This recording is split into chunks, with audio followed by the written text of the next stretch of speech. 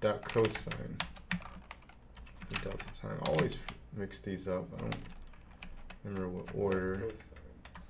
Oh wait, why is that live? I always mix these up. No, turn it off. Right. So where was I? Yeah, I always forget. I think it's cosines first, and then no, I think it's sine. I don't know. Let's figure this out.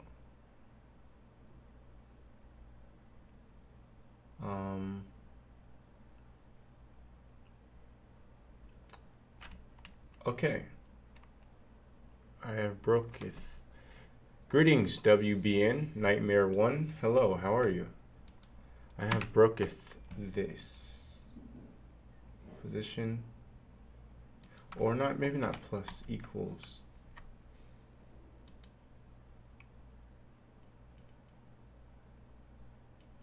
Oh shit.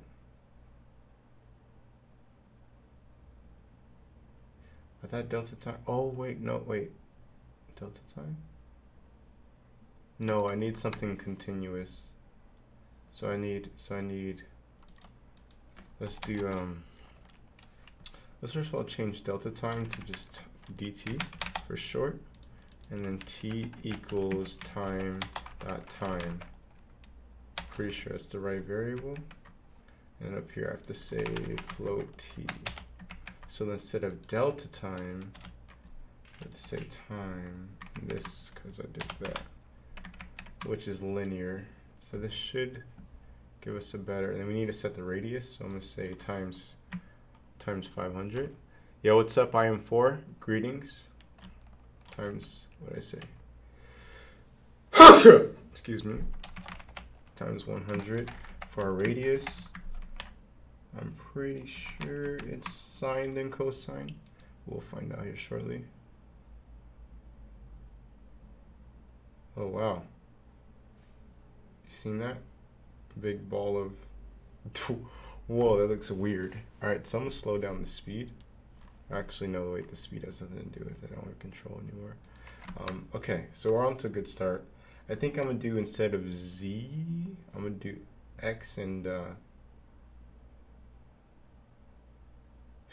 ooh, wait, that's a good question. How will we go about a three-dimensional spin?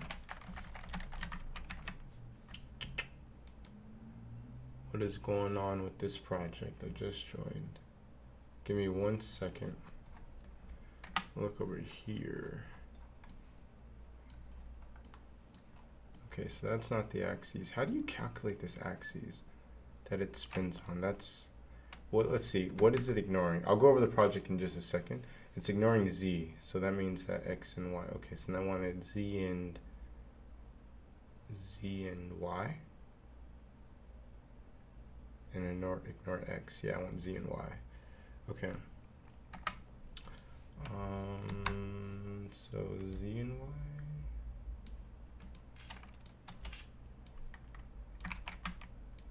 So let's do that, and let's do this. No, wait. We want this to be 0. All right. There we go.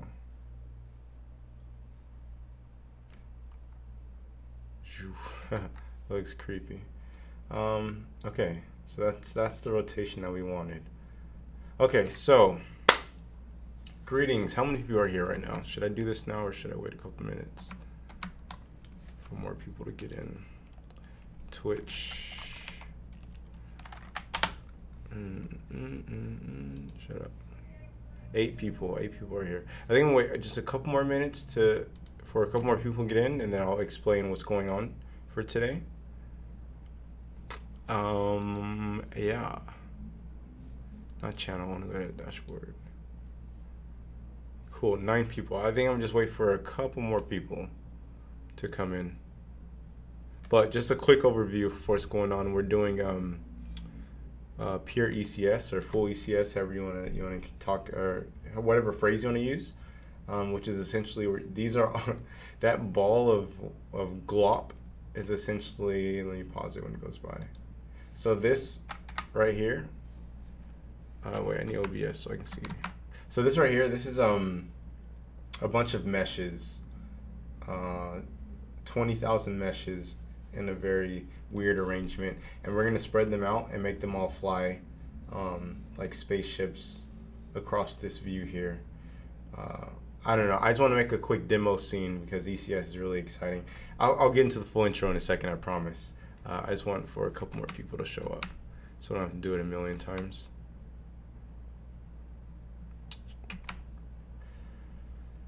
All right, where was I? So that's gone. So it's back. Okay, so let's add our delta time now. Let's do times delta time times, oops, dt times dt. I think this should slow it down or not. Yes, no, I just made the radius smaller, so we're doing it in the wrong place.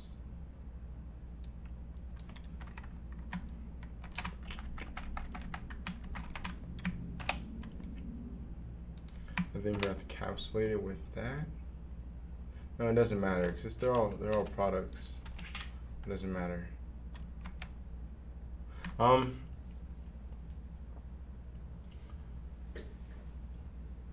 Oh boy. I'm just curious. What happens if I switch cosine and sine? I should know these things. But this is how you learn. I'm gonna go over to this view and just see what happens. Am I still timesing dt? Let me stop timesing dt.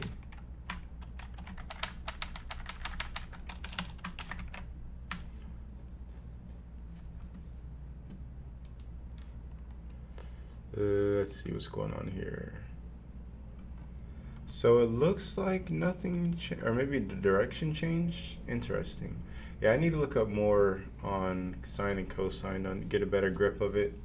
I mean, I know how to use it. I know what it does. I just don't know like the innards of it. It looks like if you switch sine and cosine, it switches its direction, which makes sense. Cool. So is this considered counterclockwise then, or which one's the actual clockwise?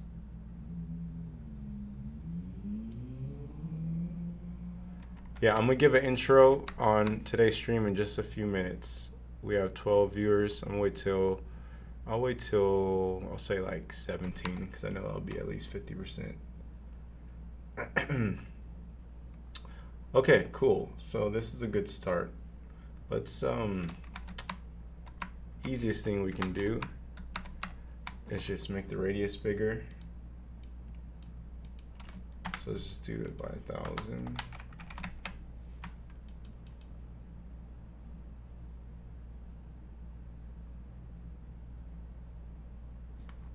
Right, and that's now we need a speed variable, but at least we see that it's orbiting the ship. And then to give it an offset, we need to do plus, how much? Plus like 350, 300 or so.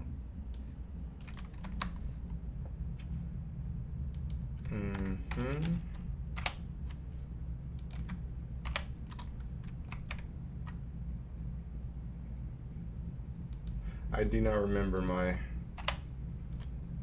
geometry math, so we're just gonna have to play with this because this is the x, but this is the circle, so we want to plus our offset of 300, I'm pretty sure, for both of them.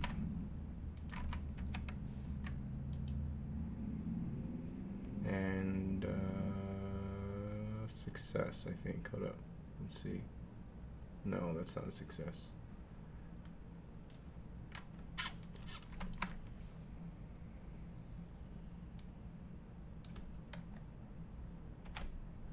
I don't recall. I'll have to Google search that in a second. All right, so let's get this intro out the way. We're at 17 viewers. Yo, what is going on, everyone? How are you doing? Welcome to this live stream today. So as the title suggests, we're going to be looking at Unity3D's ECS system. For those of you guys who don't know, ECS stands for Entity Component System, which is it's a component system that the Unity devs have been working on and adding to Unity and which uses like I'm assuming compute shaders. It makes that part of using compute shaders a lot easier for you. And so, yeah, I should have probably wrote an intro down, but essentially like, so historically we have been doing a lot of our calculations on the CPU, minus graphics. Graphics are always rendered on the GPU. That is actually it used to be like the sole purpose of GPUs is to do graphical calculations. However, now a lot of people are getting more smart, getting more wise, and they're like, okay, well, we have this very powerful GPU with more cores than the CPU and all this X, Y, and Z. So let's try and use that to, send our calculations over to. It'll do the calculations a lot faster than our CPU can, and then it'll send back the results from those calculations. And then we can use that within whatever software it is. In this case today, it's going to be Unity3D, and I'm going to give you just a quick idea on its effect. Right, this is DT now. Let me show you guys on this side. Quick idea on its effect. I'm going to hit play, and you'll see that all of these ships right here, they're both green and blue. Ah, shucks, what did I mess up? Hold on a second. Let me fix my code. Delta time TD Delta Lucy 4. I done broke something.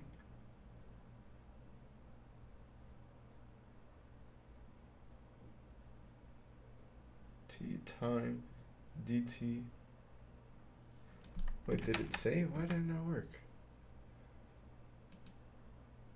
Hello to Slob21. I don't understand. Why is it clumping?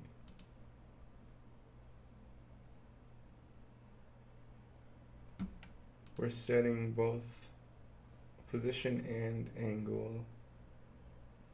Domain is defined. Oh, got it. So I need a plus, of course. All right, so here we go. So this is, you'll be able to see. All these ships, they're all completely rendered meshes. They have triangles, they have, the vertices, they have the UVs, they have everything. I'm gonna go over to here and just show you they're all rendered. And this is like the benefit of using the GPU for calculations. You're able to send the mesh data for all of these different meshes, including their material and their texture and stuff like that, and then the ECS system will render every single one of them with, if you look over here, still at 60 frames per second. And yeah, so that's currently working with. This is the first example that I had thought about, just a cool little Cowboy Bebop scene with a bunch of, I want to eventually add, well, currently what I want to add is get them to rotate around the ship. And then after that, I want to add a booster. I want to try and add a booster effect to every single ship. And then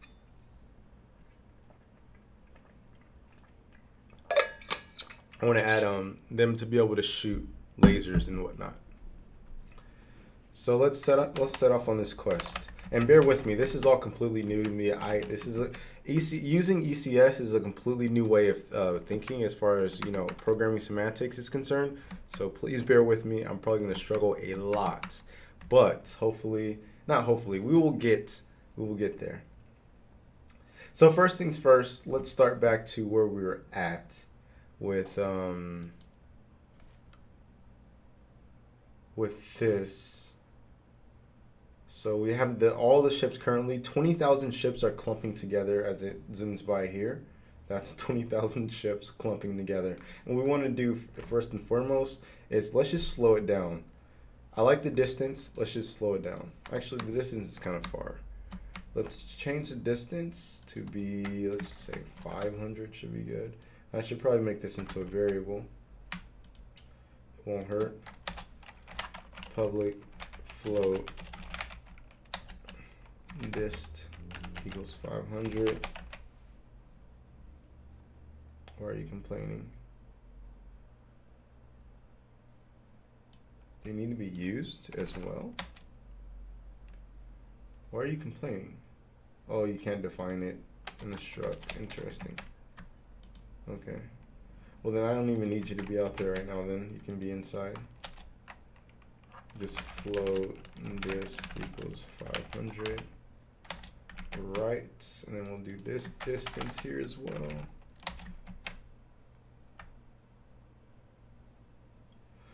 All right. So now the distance is a lot closer. Good. Let's slow it down with speed. I don't remember. Is it just a product as well? We just do time. That makes sense. Point, like if we do 0.1, that should change.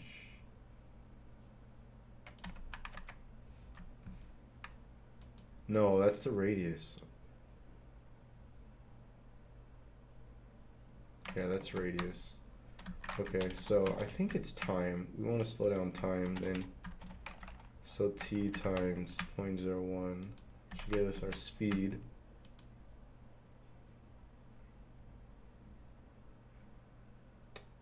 Let's see if we're correct.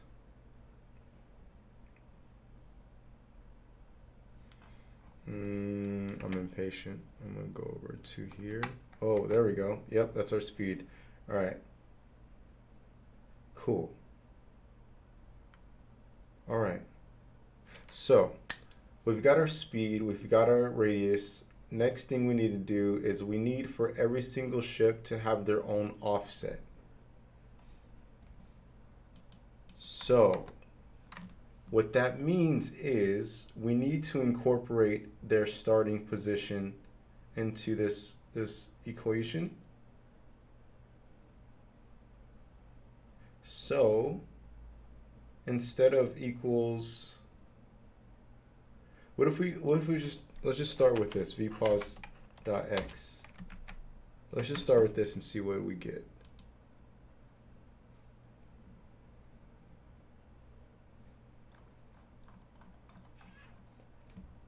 Oh gosh, I see a preview. This is crazy. Here it comes. Oh my gosh. All right, so off to a good start.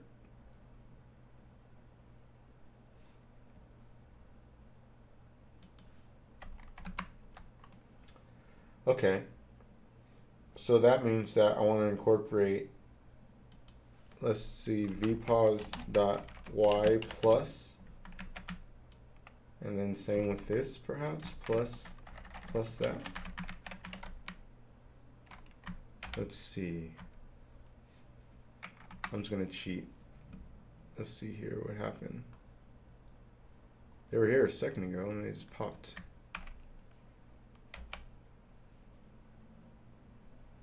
Yeah, that's not the right formula.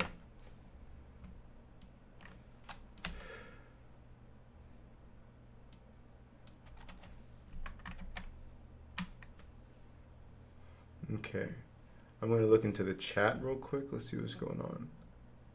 How's the ECS research going? It's going pretty well. It's going really well. I'm getting a better grasp on how their ECS system works, how their ECS works. I'm just trying to. The real problem is that like you have to rethink the way that you do, at least programming syntax with Unity, because it's a completely different way that they go about handling the ECS. And that's probably the biggest bottleneck at the moment. But I'm learning a lot, and it's a lot of fun. Questions for anybody? What's the cost to upload a game to Steam? It's $100. Yeah.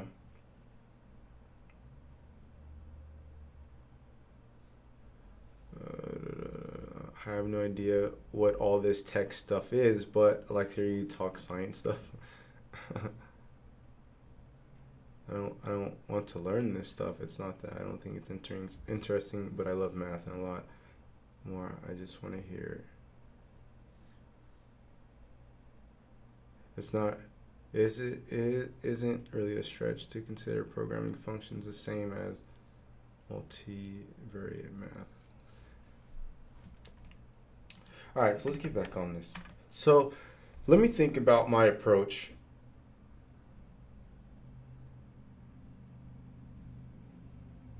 I think that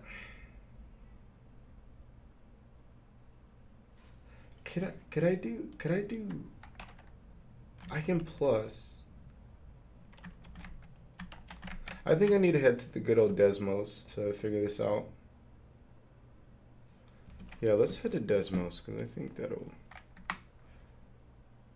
help me visualize things. Sometimes I can't do anything without visualizing it. Like, visualizing stuff is super important for me to learn. Desmos.com. Okay, so here's what we're trying to do. A circle, to get a circle, I only know a parametric. What is it? It's y equals r squared, I think it is. No. What? Shit.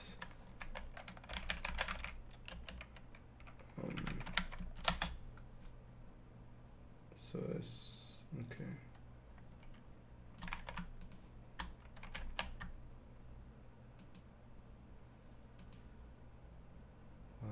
Okay, so then we need to define h equals 1, and then k equals 1, r equals 1. There we go.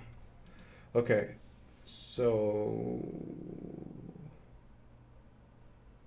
radius, and then, oh, that does not work. What is this supposed to control? Oh, this is supposed to be the x and y offset.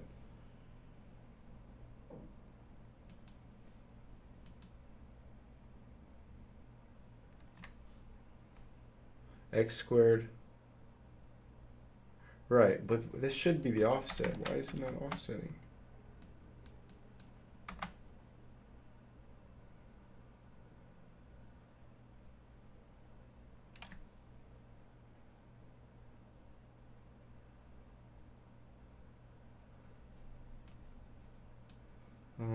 Confusing implicit multiplication, use parentheses.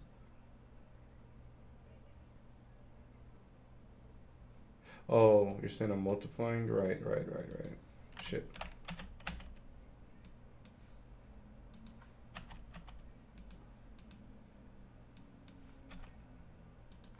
There we go. All right, there we are. Okay. Why are there two circles? Doesn't make any sense.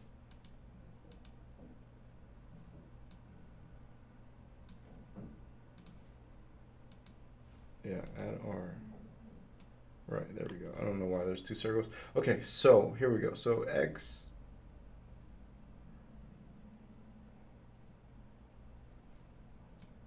R is our radius. Let's set these back to 0.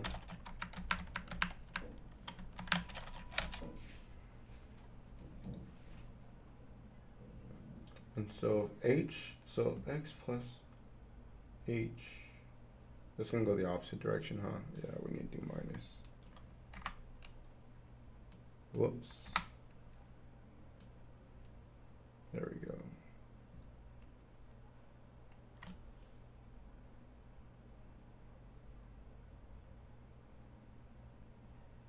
Dude, Enigmas, you're on top of it.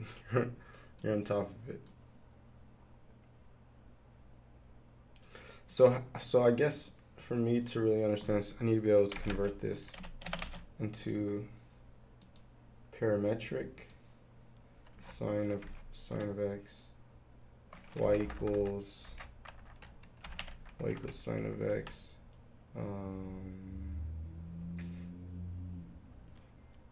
I don't know, times cosine of y. I don't know how to turn it into parametric. What is the parametric equation?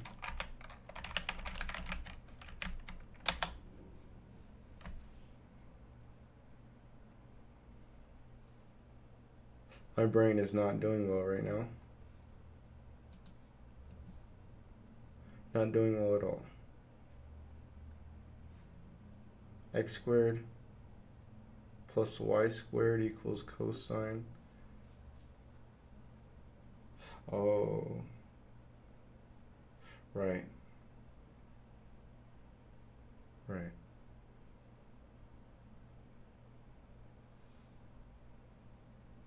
So to mulch Butler, what we're trying to do is get the ships to rotate around the.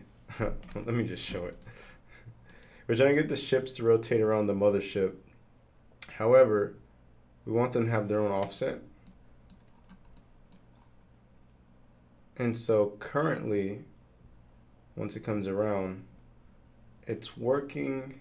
Like if this were just a single ship, it'd be working perfectly. However, we have 20,000 of them, and I want to get an offset for each of them. So then I'd have to get, they'd have to start with a position, and then whatever position they're at, they'd have to calculate the radius, hold that radius, and then rotate around a center point.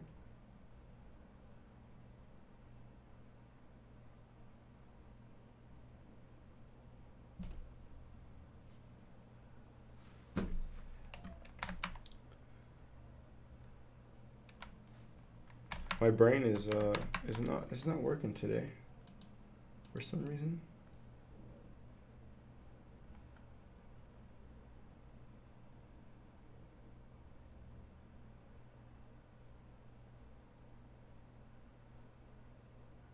So you want them to rotate out of phase instead of one big string. Yes.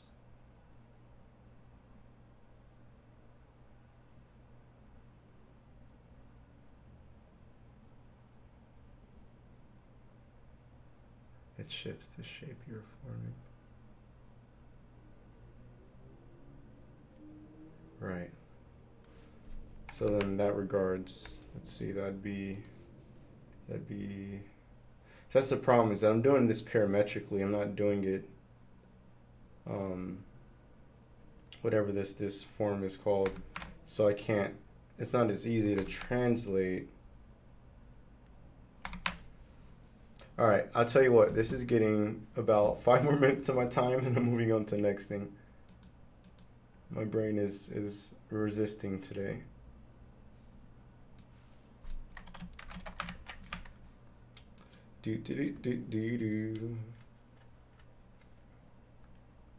Right. So yeah, they for sure need to be, wait, let me just confirm that is happening. Yeah, so they for sure need, instead of 0, you have to stay v plus dot x, and then plus, that doesn't work, and then let's see, cosine, plus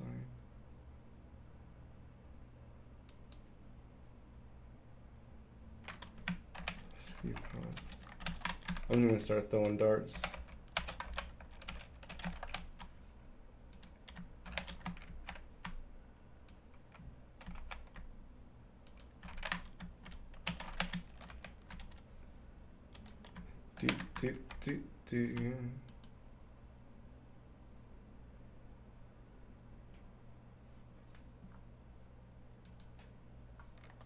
Yeah. All right.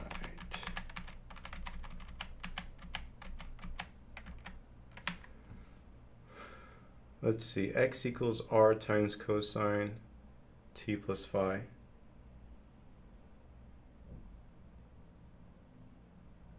R times cosine, okay. Let's try it. Let's hope they have, yeah, they don't even have that in this library. All right, I'll tell you what. We're gonna stop this one. My brain is just like no right now. I don't know what it is. The pressure of streaming or something. We're gonna move on to the next project. So where are you? I just want to, because there are some other GPU projects that I want to work on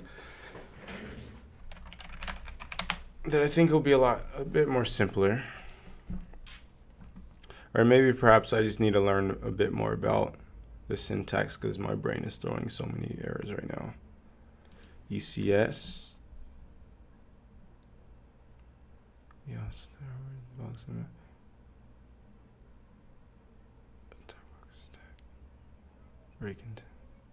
okay, let's try a new one. Let us try a new one.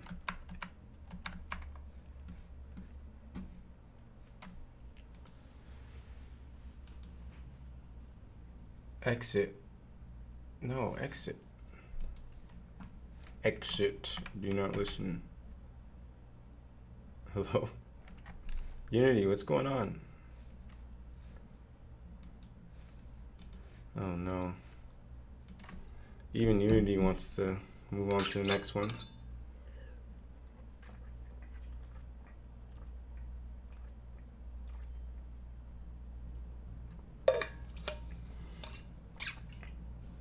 Have I seen the AI that can generate voice that sounds like you in a minute of your voice recordings? It's called Lyrebird.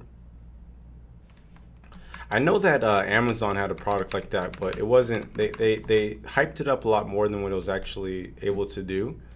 I wonder if this is the same project. It's called Lyrebird.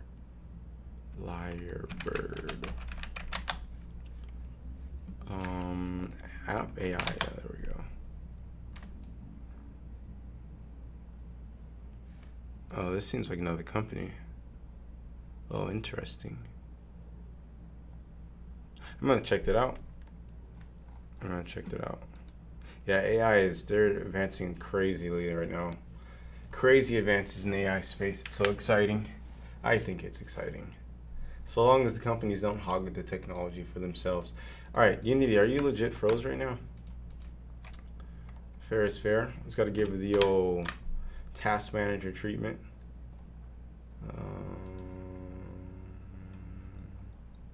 Wait, maybe you don't need it. Maybe I can just simply go down here and close. Nope, you want the task manager treatment. Where are you? You start with the Unity. Oh, there's a crash. Why don't I see that? I don't see no crash handle.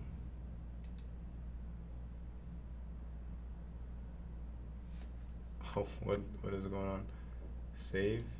Okay. All right. Whoa. I don't know what's going on. What a strange stream this has been so far. Hello to How Colo. So, Drew Rex 95 asks, "What are you making tonight?" Tonight we are just experimenting with the ECS system. It's a new GPU and powered component system that gives you a lot of like really good performance boosts with a lot of different things. Yeah, I need to work on my pitch for the ECS system. I'm terrible with pitching this. Not to mention my brain isn't working. I'm probably hungry. I should probably go get chips. All right, let's do this. Let's do a new scene. Let's start from scratch, guys. I'll do that on my own time. Let's I'm gonna import a script from another project really quick. Give me a quick second here. It's called Card Fighting Game Assets. One of these. Oh no, I think it's the script. I think I have to adapt it. Whatever, we'll try it. Okay, so I'm gonna create a new object. I'm gonna call this mapgen, and then I'm gonna bring on the mapgen script, and I think you kind of get where this is going. So map size, let's just test it with the 50 by 10 by 50. I don't know what the scale does. Let's do 1, I guess. Let's see what errors we get. Kind of go watch a YouTube video for the 50th time.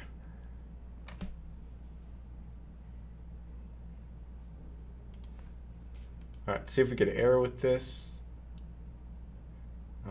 We got something going.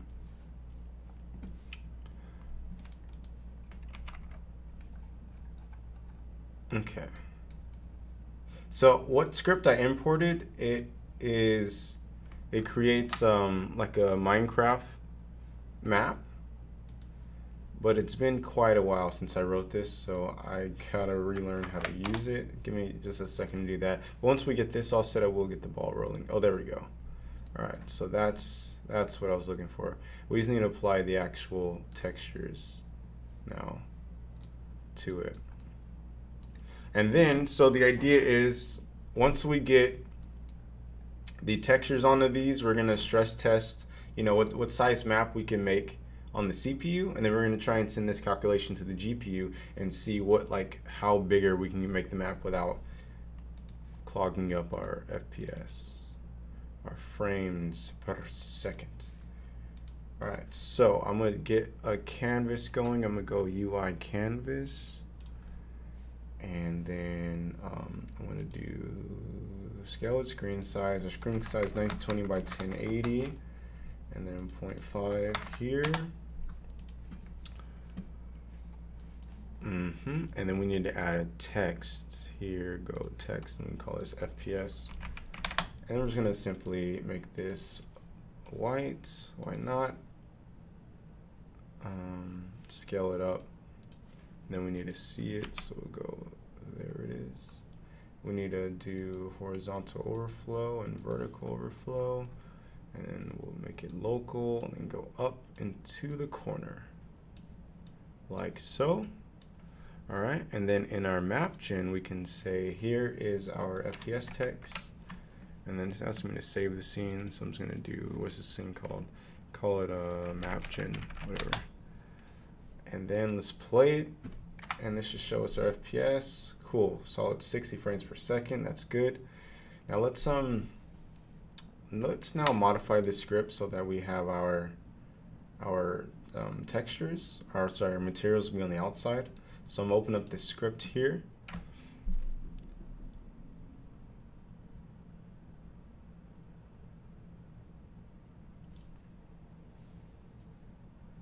I'm gonna come to the comments in just a second. Let me just get to a good place to stop. I promise I will be there in just a second. So we're gonna let me get you over here. Oh, this takes forever to load. That's the problem, is when you import the preview packages with Unity, there's so many different like project files that has to unload and reload down here, and it just takes forever. The jobs literally has like 20 or something files that has to unload and reload. It's pretty bloaty, but it's cool stuff. It's cool stuff, so it's worth the wait. I guess this is a good time to address the chat. Sorry. Yeah, I don't know. I couldn't think about the last project for some reason. The stream adds like a little stress that just like makes some things a little difficult.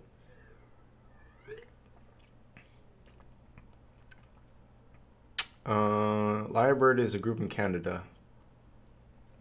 That's cool. Is ECS the same as compute shaders? So I think so. I mean, I don't really know the real definition of a compute shader, but it's the same idea. Just ECS is a component system that makes like using compute shaders a lot easier. I think that's a good sell, a good pitch. So you could, everything that the ECS system currently does, you can create your own ECS. But they're like, here's this ECS, you know, we did a lot of work for you. You don't have to worry about writing your own compute shaders, and you don't have to start from scratch. So, yeah. Is there a story behind your channel name? Or is your name really Jabril? Yeah, my name's Jabril. That's what Lyrebird did a demo on. It was a conversation between Trump, Obama, and Clinton. Oh, okay. Yeah, I've seen the demo. That Lyrebird, they've been on it for a while then. Because I remember seeing that a while ago and I was like, what in the hell? That's crazy.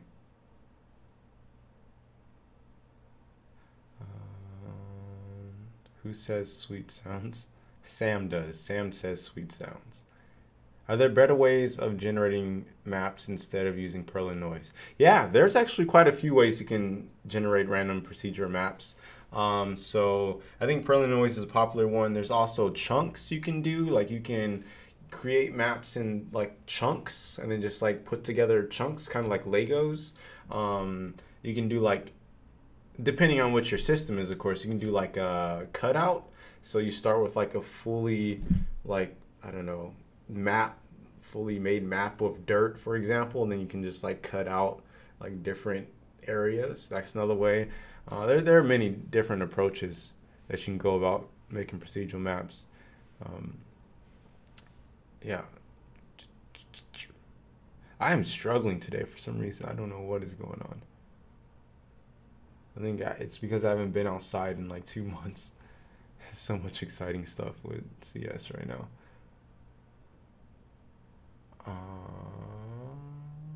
Compute Shader uses the GPU to do heavy math stuff like particle system math, or the orbit of your 1,000 spaceships. Oh, orbit. The orbit of your 1,000 spaceships in the last project.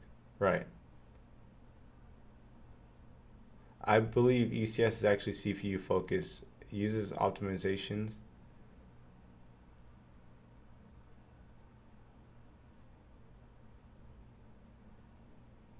I don't think the ECS is CPU focused. I highly don't think so. I know that the ECS is different than the job system, but I would like to get a source on that. All right, so I'm gonna continue. This is done loading. Simply put, what we're gonna do is make a public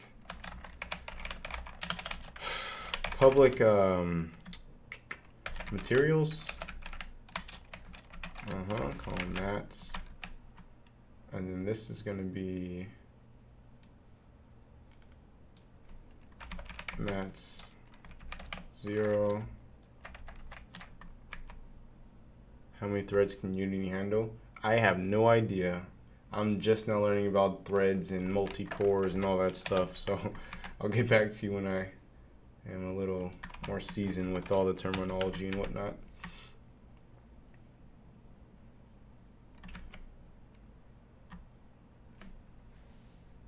In the original talk, when it was in development, they were talking about the data vectorization. We'll look into it for source.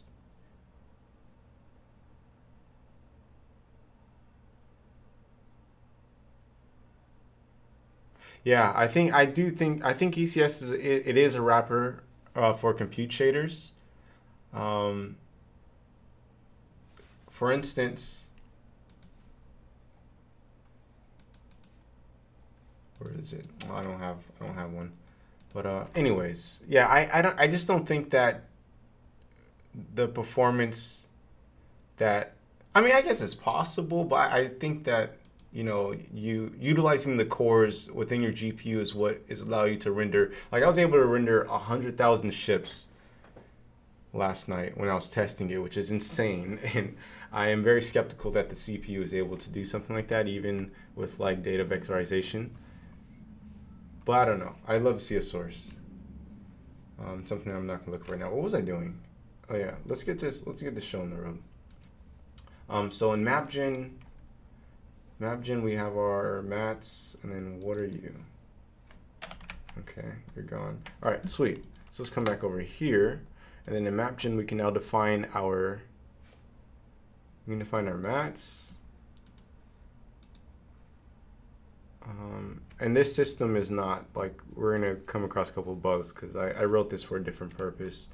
But let's just do grass, for example, and then just make it a green. Easy as that. In fact, yeah, whatever. We'll just do that.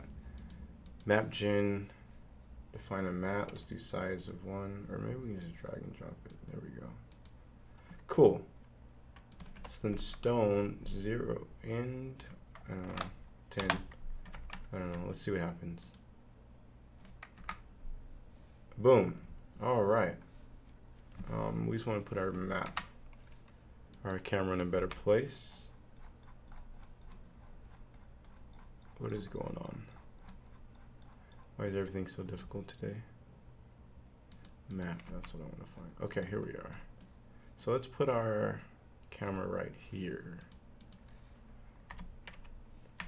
Copy this component and then paste and then play again and whoa. All right. So I don't think it's going to let us with just one material. So let's make 3 materials. I really just want to test performance and move on. This is going to be brown. All right. Let's go into map gen, and then let's add. This is the first one, and then this is the second one, and then this is the third one. And this should give us better results. I really don't want to rewrite anything right now. All right, there we go. No more errors. It's giving us an actual voxel. Cool. Cool. All right, so let's try and scale this up. We're still getting 60 frames. This is 50 by 50, which is what? What is that? 2500? Let's see. 50 times 50. Yeah, 2500. So that's 2500. We can even add a counter. Let's add a counter real quick. Make our lives easier. So up here we'll do FPS, and we'll do let's do blocks, and then we'll do, what is the variable? It's map size X and Z, right? Yeah, map size X times Z, map size X times dot X times map size dot Z. All right. Now when we restart, it should show. We gotta do a line break. Can you play? Yeah, we gotta do a line break, but that's it. Cool. Cool. I'm gonna do a line break right here. Right. Okay, so I'm gonna go back into here. So there's already issues I'm already foreseeing. Because again, this script isn't particularly written for this that I'm trying to accomplish. So it's gonna be approximate frames per second, but it'll have to do because I don't feel like rewriting anything right now. So let's do stone -5 to end. Let's just say end 0, and then dirt will end at I don't know, 4, and then grass will end at 10. And we got this. All right. Okay. This is such a mess. Ooh, there we go. So you get the idea. It's little Minecraft maps. That doesn't look like a square. Where did I go wrong? Oh, cause right. Because I did X and Y, and then Z is height. Okay, so then I gotta do. So I gotta do Y here then. Okay, got it.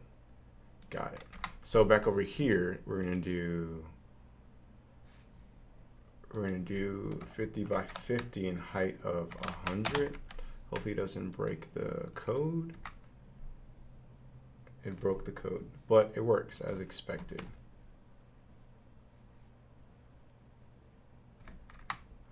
All right.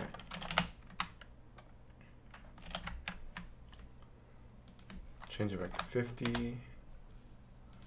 Let's scale this up now. 100 by 100. What's our frame rate? Drop down to 40 already. 45. 10,000 blocks. We're already at 45 frames per second. Oh. Interesting. Now it just dropped to 30. Just by switching the camera, it dropped to 30. So as you can see, this is already not, it's already not a good way to go about doing this. Even though like when you make voxel games like this, you build it in chunks and you'll do like a level of detail and all that stuff. But we're using just basic blocks with a basic material. And they have GPU instancing on, yeah. And if we go to our profiler, we'll see that most of our CPU usage is coming from rendering.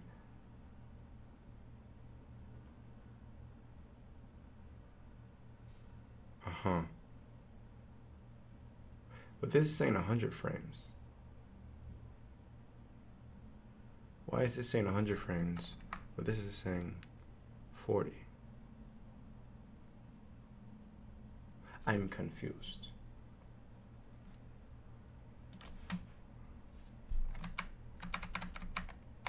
Uh-huh. 1 second.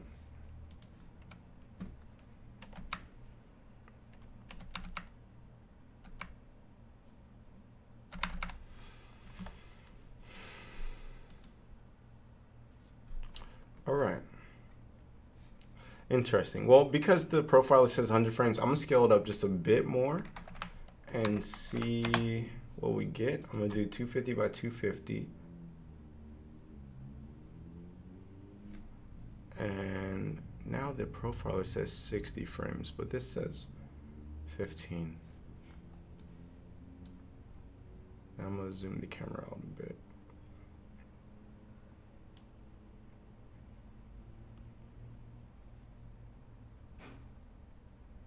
I see. Wait, no, I don't see. Now the game's broken. I don't know. The point is that the CPU isn't a good way to go about doing this. As you can see, our frame rate, I mean, our CPU usage is mostly just rendering, like nothing else really compares. 32 plus 60, yeah, that's almost 100% is all rendering.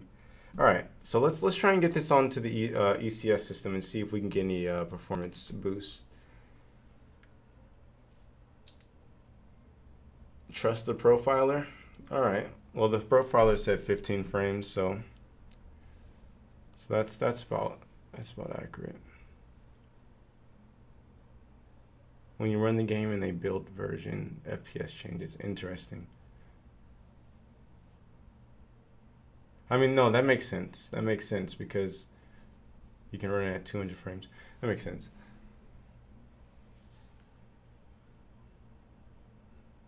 ECS optimization is tied to CPU, works off cache prefetching, and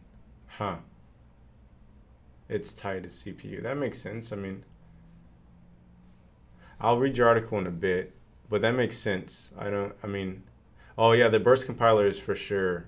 I know that's for sure CPU optimization. Cool. Hey Jabril, I have a question. There are many views that come from. Wait, is there a market for programming videos in YouTube and Middle East? In your opinion? I'm not sure what your question is asking. Is there a market for programming videos on YouTube in the Middle East? I don't know. I'd have to check my analytics. And get back to you, but I mean, programming is a universal language. I wouldn't see why not. So this is all non-GPU performance gains, which means You can have all this performance and some visualize. Interesting. Interesting. Yeah, that's a bit too complex to think about right now. As far as how it's like GPU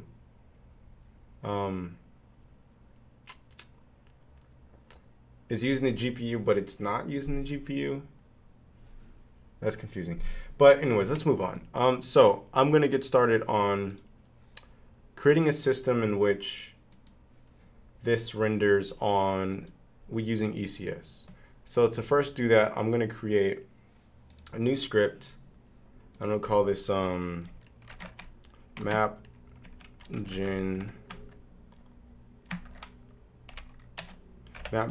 component system.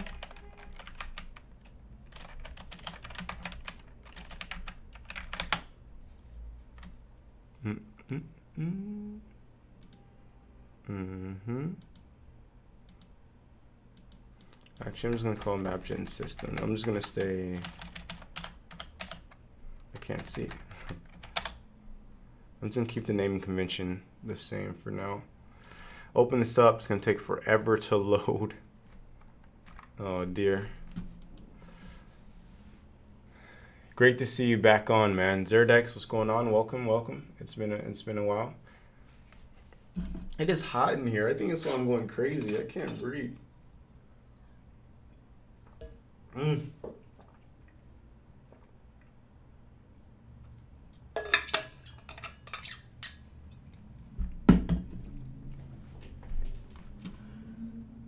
I hate how there's so many. Can I turn off like unload and reload? Like I don't really modify those at all. It is. Oh, there we go. That wasn't bad. Okay, so we have to do this. I believe the first one is iJob. Wait, I have to import. Using Unity.entities. And then this is inherited from iJob process component data. And then we're gonna need a struct. That's all I remember. So I'm gonna take a peek. I'm gonna take a peek at this first script. Right, the struct is inherited from iJob. Position, okay. So then the first one is just inherited from job component system. So job component system, and then struct, let's call this mapgen component. And this is where you guys are gonna have to bear with me because this is all completely new to me. I'm trying to get an understanding of this. Where we're sure we need position, and for that we need to use unity.transform so that we can get reference to position. Inherited, and then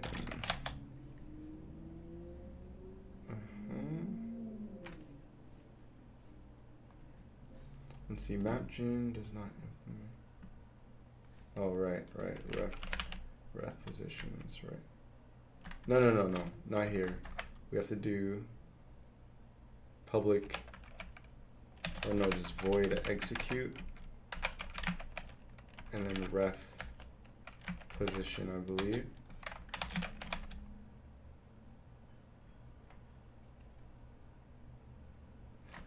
I don't remember the syntax already. I've already forgot it.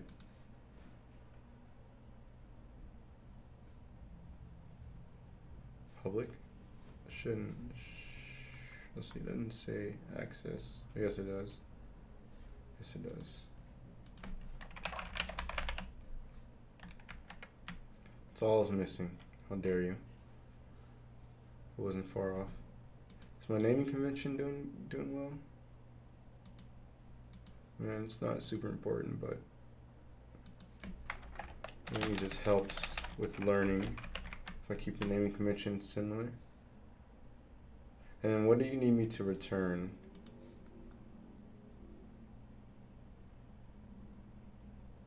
Identifier expected. Compute job optimization. Now some of the stuff I don't fully understand, like I don't know what this flag does, compute. I need using mathematics, or no, using Unity.collections. Compute.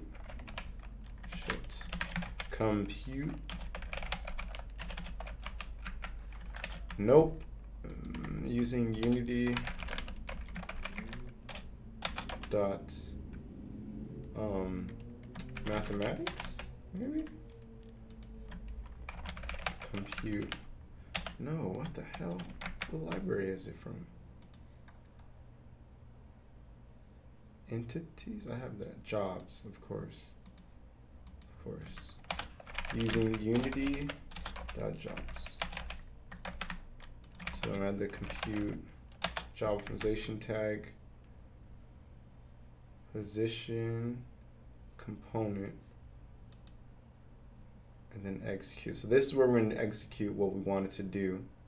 So then we can first and foremost get a float 3, call it position. We'll call it value position. And then oh, I have to name this. Pause. So then view pause value position equals pause dot value. Okay. And then what do we want to do? We want to set its position to be, so then vpause dot x equals its ID.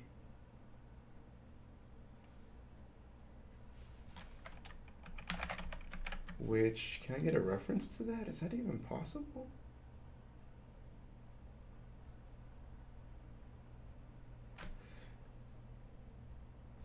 Is that even possible? I need a reference to it's an ID. It's number in the array.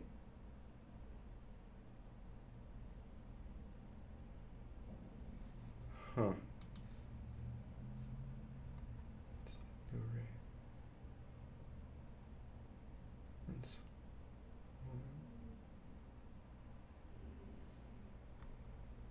It's one of I.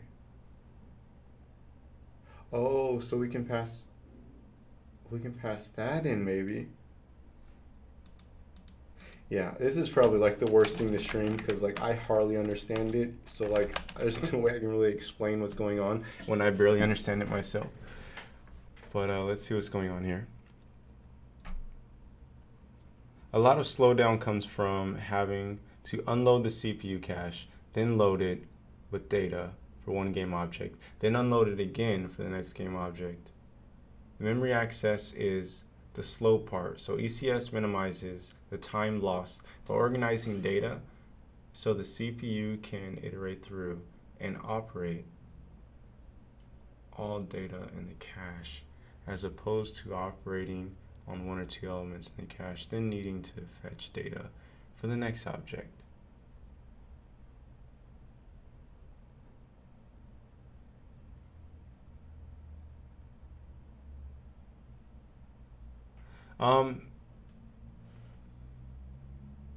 So are you saying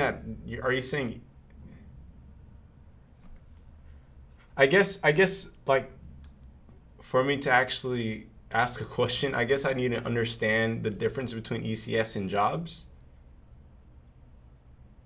I think you're probably right. I don't know enough to sit here and try and rebuttal, but I know that jobs for sure is using GPU, and perhaps the ECS component is what does what you're saying, which makes a lot of sense.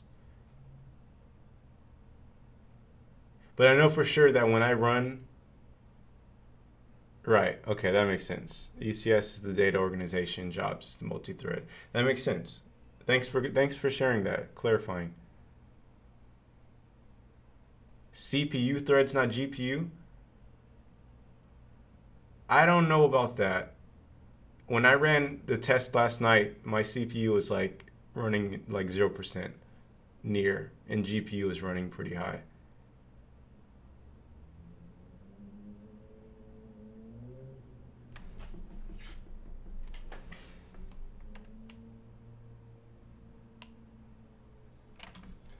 I don't think I've ever watched someone code in Unity. I've been wondering for a while how fast prototyping is with Unity. Versatilis, what's going on? Good to see you. Yeah, this is probably the worst stream to watch if you want to see fast Unity prototyping. I'm testing out new systems that they're adding to Unity, which like I don't know how to do exactly. So definitely no fast prototyping today.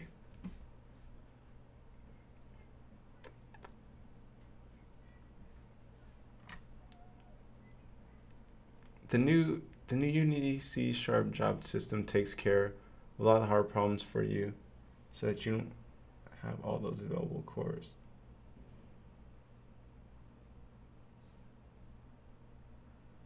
Okay, well, I'll tell you what, Alcerbration, I throw in the white flag. I don't know. I don't know enough to sit here and rebuttal you. You got it. I don't know. I'll read up on it later. All I know is that it gives me incredible performance, which I'm down with. I'll read the articles later. I promise you I'll read them. I just can't right now in the middle of a stream. So where was I? So the issue that I have with this code is that like in order to set all of the, it just means that the gain doesn't come from the expense of GPU time, so it's free performance. Okay. Yeah, I'll read your article. I for sure will. To my understanding, that was the whole big hype on the burst compiler, but the actual job system and ECS itself, I'll read your article. I don't know. I throw in the towel. All right. So the problem with this script is that I don't have any reference to the indice number. And so I think what I can do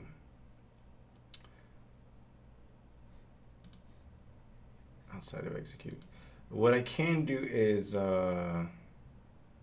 try and pass it in with their actual manager script, which I would do that. Yeah, new. Yeah. We can try that. We can try that. Oh.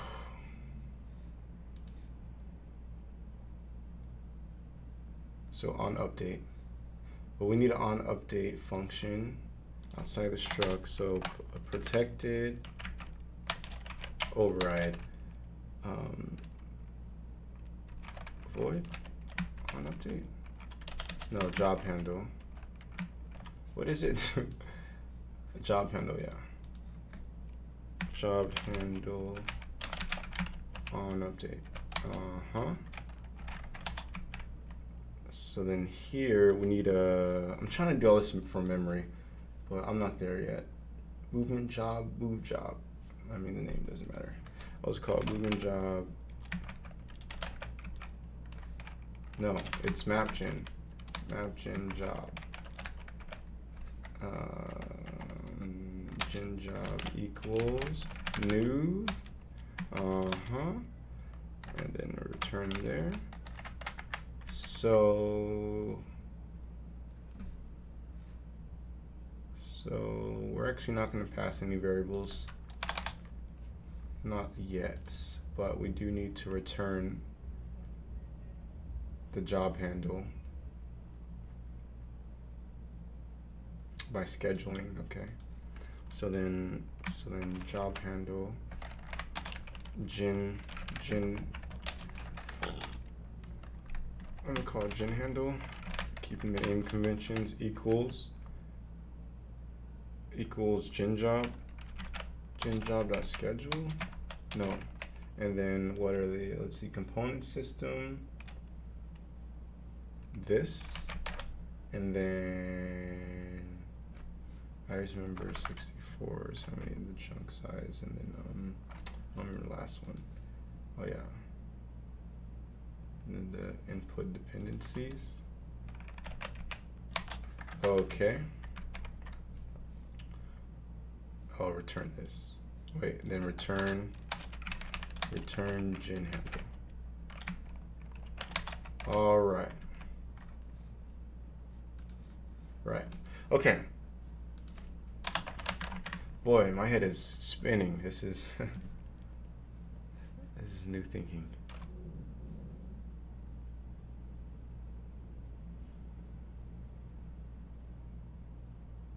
I'm guessing you've checked out the ECS Getting Started docs on GitHub. Yeah, I've checked out a couple of the ECS tutorials and whatnot, and you know, you can only check out tutorials for so long until like you actually have to start applying stuff. So that's currently where I'm at. I'm currently like trying to apply things and learn, you know, the different syntax required for the job system. I promise you I have a long way to go, but it's a lot of fun. It's a lot of fun to like be in the trenches and do what you can to learn. But I don't think it makes for a good stream because I don't know what's going on. So what we're gonna do here is we're gonna create, we need another manager. We need to create a new script, and we're gonna call this one, let's call this new map gen. I don't know, new map gen, okay. And this one is gonna be from, it's gonna inherit from mono behavior. Oh no, it's gonna take forever to load again. Let's let it load. I'm gonna get some water.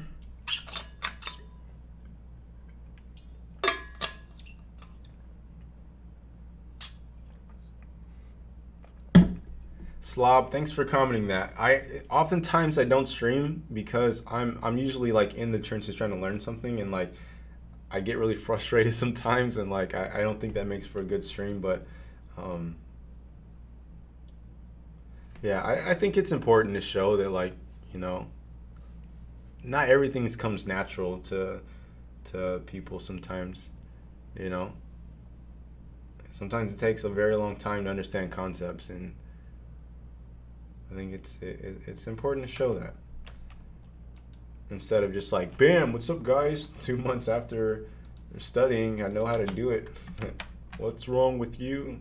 You know, I don't know what I'm saying. The job system is something I'm learning too, and it's so nice to see someone else in it. Well, thank you guys for commenting that. It's really encouraging. I'll show you guys my failures and my struggles and stuff, frustration. You guys are here to vent, to be there for me when I need a vent. A lot of YouTube videos show the final product. It's cool seeing the midsection of thought and struggle. I had a lot of time helping you when you streamed that strategy fighting game. It was really exciting when I saw your stream. Thank you. Much Butler, you're my guardian butler. What am I doing? Okay, so we need to create let's call this public, it doesn't need to be public. Let's do void run ECS, we're gonna call it. And then in here, from memory, how much do I remember? What's the objective? This one, I don't know. Let's just see. So, native array, I don't remember what. So a native array exposes a buffer of native memory to managed code, making it possible to share data between managed and native. Okay. So we need a native array, and we need to initialize a native array, and then how many. So let's see. So okay, so the length is how many. What's an allocator? Allocator used to specify allocation type for native array. So what other? So there's temporary Invalid, none, persistent, temp job. I need documentation for all this. Let's see if we can find that. I'm curious. Where is... How do I not have a window over here already? What is it called? Native array allocator? Yeah, let's see what comes up. Native array allocator. This is one way that I like to do to really like send new concepts to like my subconscious, is to look up like what every component of it means. So then when you face it next time, it's really easy. Oh yeah, I remember an allocator does this. Blah, blah, blah. And obviously, like, here's the thing. I've been kind of spoiled with my computer science. What am I doing? With my computer science journey, because I'm kind of a younger person, I guess you can say, and I have never really had to worry about like memory management and all that stuff. So like this is all a new concept to me. Like I hear memory, I'm like, what do you mean? I just, you know, feed it these inputs and then it comes out. So this is exciting for me to like have to, for the first time, actually look at like memory allocation and, you know, buffers and disposing, garbage collection. It's really exciting, I think.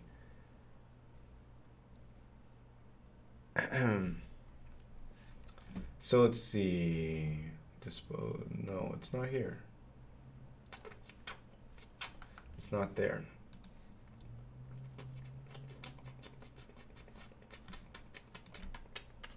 If there's anyone in the chat that wants to save me and share what this is, that'd be awesome. Into the component, let's see.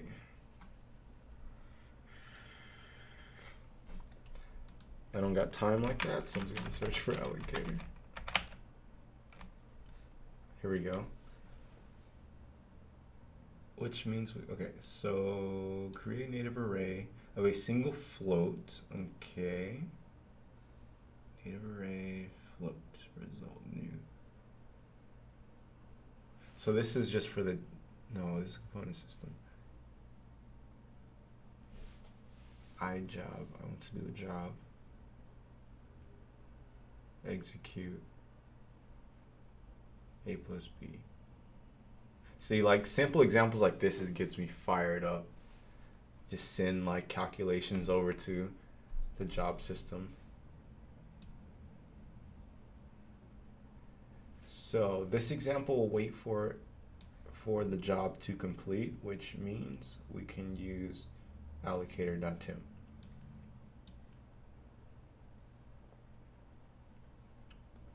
But what is allocator.temp? Why not allocator.none? Why not allocator.temp job? Anyways, I'll learn about it later, I guess. Okay, so new array of native array of entities, and then the amount, and then we instantiate them. Wait, we have to initialize that too. Yeah. All right, so let's start with that. Let's initialize our entity manager. Let's do shit, we need the libraries. Using Unity entities. So then it's an entity manager and manager int manage. So then int manage equals new. Oh no, it's a world. I mean, I guess I could do a new one, but we're just gonna, for now, just let's not get fancy. Let's do get or create manager. I think now it's entity manager. No.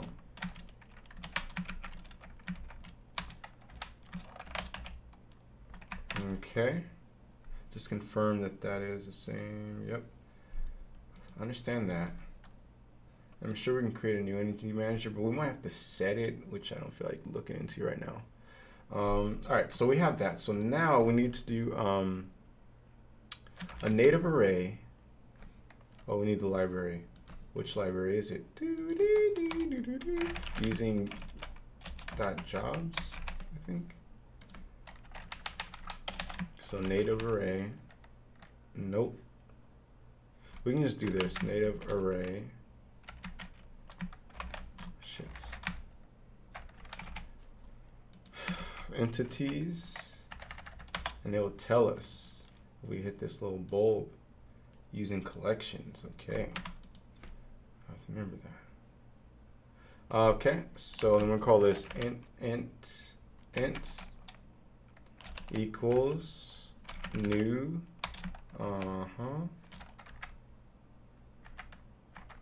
here we are. Ah, shucks, I have to do a 2D array too. Let's just for now say 100. And then what goes here again? I don't remember what goes here. Well, that's it. Just there is no middle. It's just allocator dot temp. Okay. So to my best understandings, what we just did. First and foremost, we got a reference to our entity manager. Then in start, we found our entity manager, which is world. Which if I understand this correctly, world is like, it has to be set. I don't know, but it's like you have to set your entity manager. You have to tell your reference entity manager where to send the jobs to or something like that. So world.active.get or create entity manager. We either get the entity manager of the world or create one. It just pretty much we got a reference to where to send the entity manager or something like that. And so now our run ECS script or function so far, it is a native array, which I'm still not completely sure what that is. It's a native array, exposes a buffer of native memory to managed code, making it possible to share data between managed and native. I don't know what managed data is or native data is. That's on my quest though, to learn what the differences between those are. So we have a native array of entities, and that the reference to that is called ints, and then we need to initialize that by creating a new native array of entities of 100, and we're using allocator.temp. I don't know what that does either, but that's what we have. So now that we have that, let me think. From memory, we can do a for loop, right? Ints dot length. I think that doesn't sound right. No, that is right.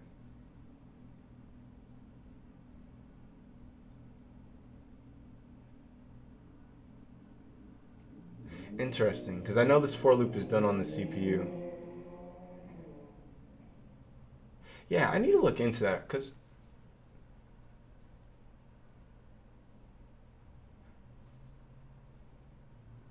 I'm just trying to think real quick. If you have a loop of, let's say, 100,000, I guess I don't know how much time in milliseconds that takes for a CPU to calculate 100,000 objects and then send that to the GPU for that to do an even more complex calculation and send it back for you to read and then apply. These are all things that I need to look up, but it's exciting to know that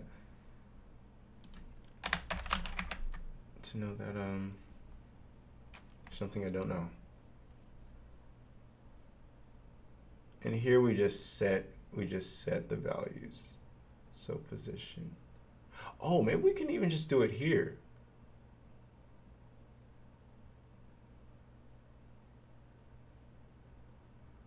So then that means that the real benefit is from using the mesh component, not so much the position. Yeah, that's where the real, obviously, because a lot of our CPU is being used up with the rendering. So if we send the rendering to the ECS, then that's where the real benefit, the real performant side of things comes from. Not so much the position. We can set the position on the CPU, no problem. I see.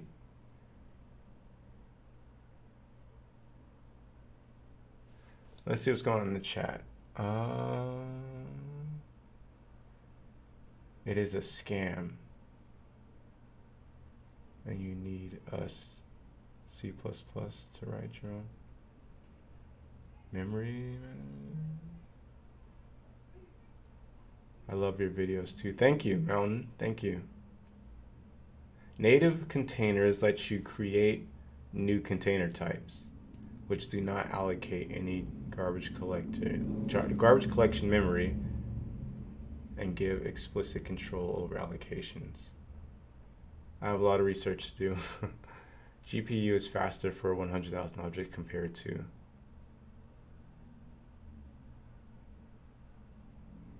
But you can calculate the time it takes to search linearly through 100,000 elements. Yes, that's the real benefit.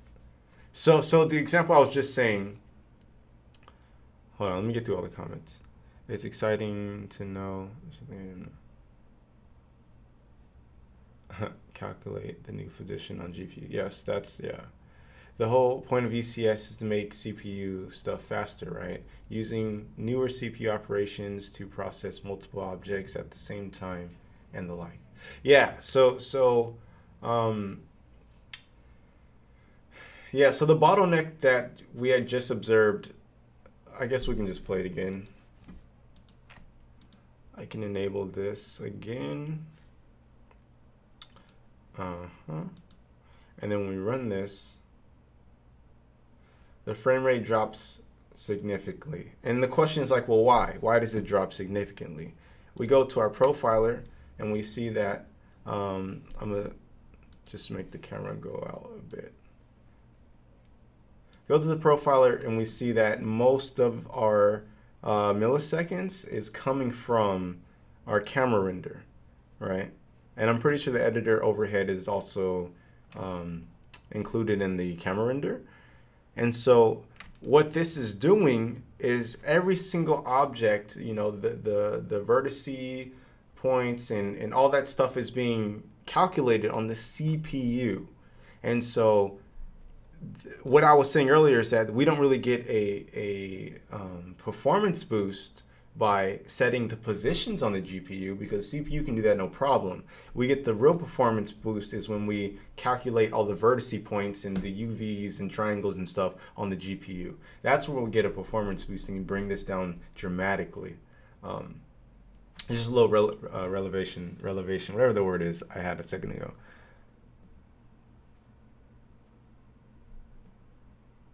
CPU wins over GPU in terms of versatile operations. Yes, a lot of progress has happened. Yes, yes. So one of the biggest issues that I have found during research is that the whole idea of the GPU is it calculates linearly, right? That's where your real performance boost comes from, when you just give it like an array of things and just like performs operation on every single one. And when you start implementing if statements and, you know, switches and all that stuff, it isn't as, you know, beneficial as a CPU is. A CPU can handle that stuff, no problem. And that's why, and that is exactly why the ECS is, I keep saying ECS system, which is Entity Component System. It's like saying ATM machine. Anyways, the EC system, that's why it requires a new syntax of thinking, and just it requires a new syntax is because you essentially need to encode stuff into an array, send it to the EC system to do the calculations, and they send it back. So that's how you get like performance boost using the GPU, but it's all still CPU bound. Yeah. How is the mesh being constructed? Is it a single mesh or is it smaller? It's smaller individual faces for this example. We could do one single mesh and then we can, I'm sure, get a bigger mesh with just CPU only. But for this example, this is they're each their own entity. And do not ask me to switch because I don't feel like coding that right now. But so what we're gonna do, how we're really gonna get our performance boost is we're going to render all of these cubes on using EC system, the EC system. And that should, in theory, allow us to go from 250 by 250 to, I don't know, maybe 1,000 by 1,000, maybe even more, and still run a smooth, buttery 60 frames. So let's continue our quest. Where was I?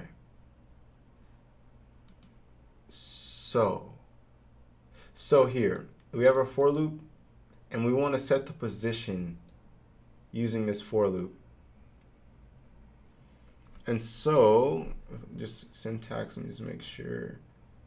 Right, so we need to do set. So it's entity manager.set component data, and then the entity, its indice, and then its component. Okay, entity manager. So we'll do int man dot set component data. Entity is ints of I,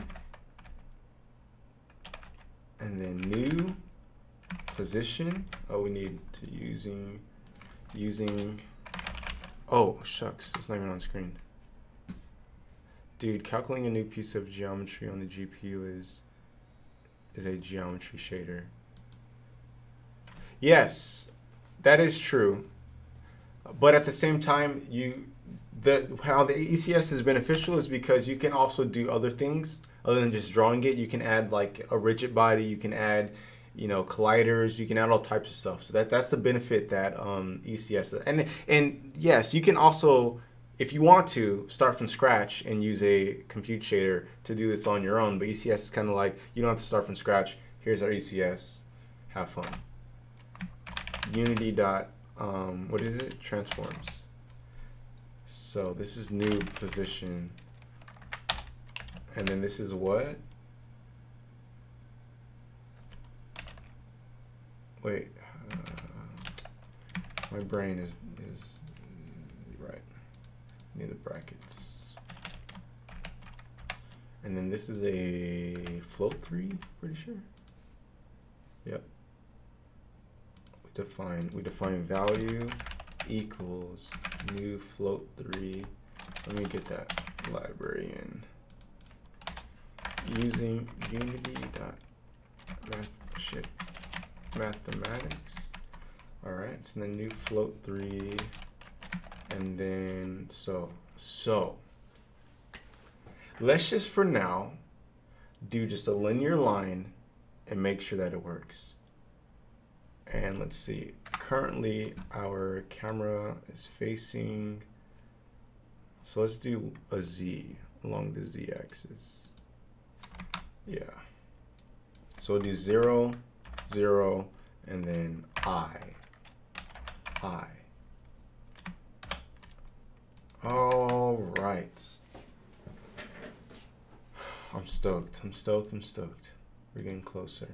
And then we need to dispose, which I'm not entirely sure what this does. I have an idea, but dot dispose. Excuse me.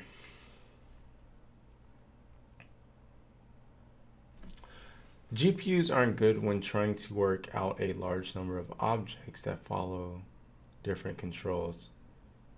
Simulations like that are where CPU parallel shines. Yes. Welcome to the chat room. What the hell? Welcome to the chat room. What just happened? Why did it just say welcome to the chat room twice? Anyways, yeah. Yeah, that's one problem that I'm finding currently.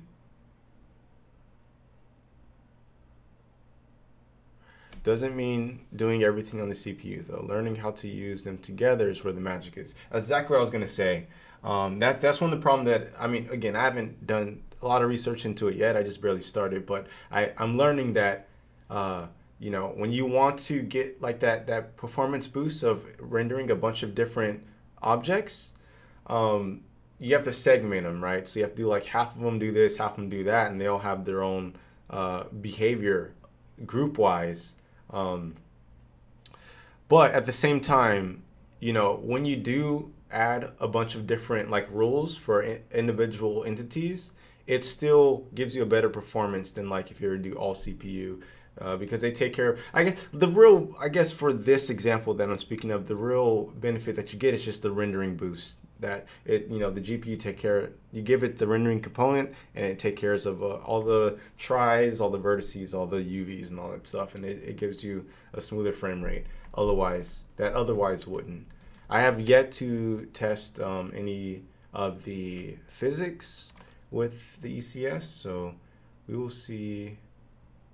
We'll see what's going on. And yeah, Butler, you for sure know your shit, man. You're our counsel. Wait, so is it better to optimize the efficiency of code when building it, or build a draft and go back and make it more efficient? I'm not sure if you're talking about ECS exactly, but me personally, my personal rule of thumb is just build it, you know, as least performant as possible and then optimize it. That's how I usually do it.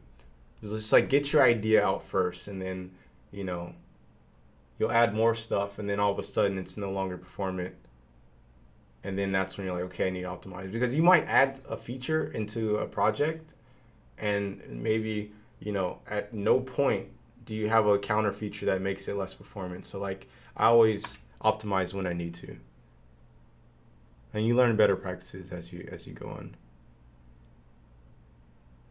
All right, so let's get this working. I'm missing something. I need a prefab. What happened?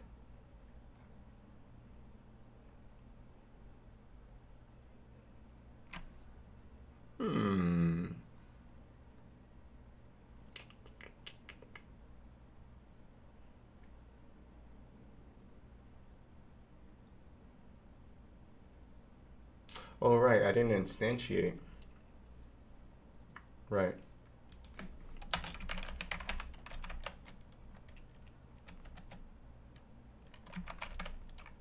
What?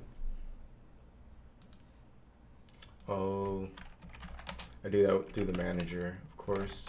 Instantiate, and then we do ints.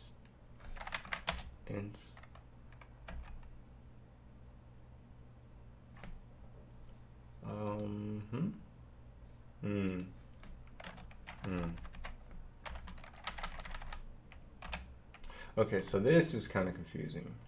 What are some other functions that you have in manager? Let's see, instantiate, move entities from.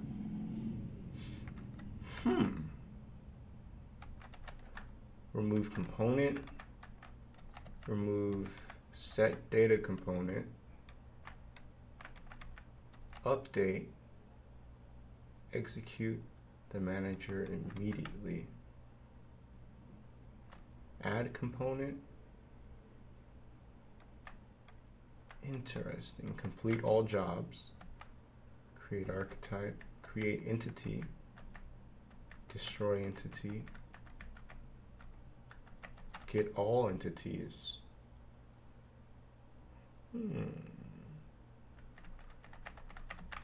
Get component count. Oh.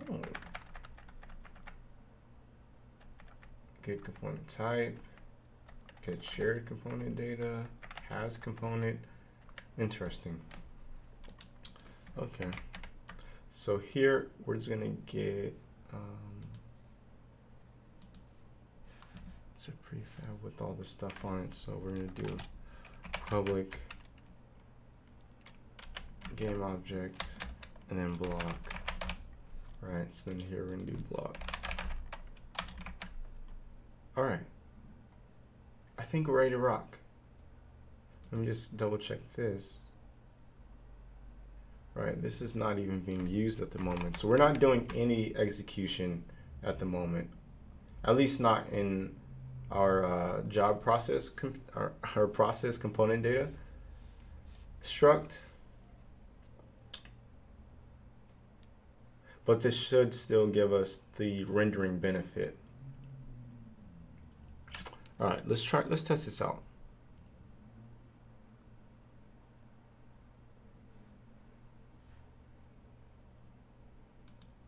we're gonna go here. We're gonna add our, I just know it's called gen, new map gen.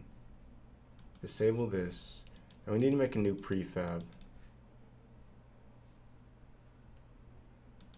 I'm gonna call this block.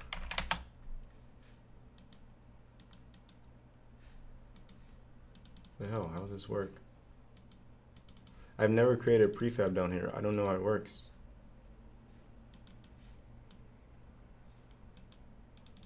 What the hell?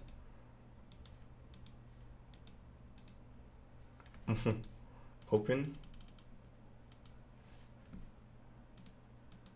Okay. I don't know. I don't know what's going on. I'll just create an empty. Call it block. And then we need to add, let's see, component. We need a position component, game object entity. We need transform matrix, and then we need a mesh instance renderer. And then our mesh, we're gonna use a, oh shucks, I don't have any cubes. Oh wait, I can just grab. Where did it go? Oh. Here I can just grab just a regular cube. Material, let's do grass. You are a material, right? There we go. Alright, and this should be all that we need. Let's prefab this. Then let's delete this and then go into map gen and block, set it as our prefab, and let's run this thing. Come on, Sally. Wait, that's not correct. Why is that still generating?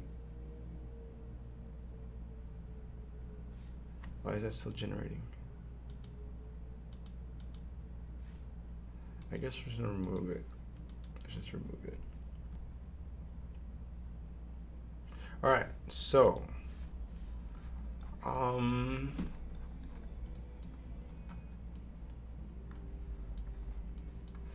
don't see it. I do not see it. So we did something wrong. Let's do our entity debugger. There are no components. Okay. Okay, I did something wrong.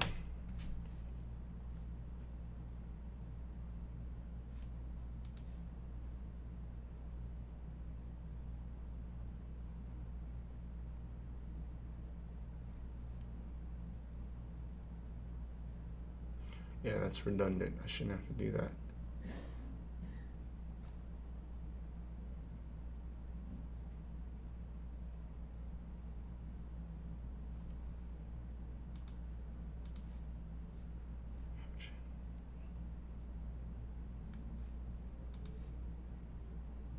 Not using any variables. Technically speaking, I shouldn't even have to do any of this, technically speaking.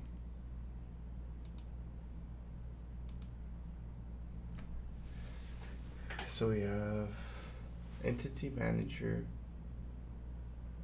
100.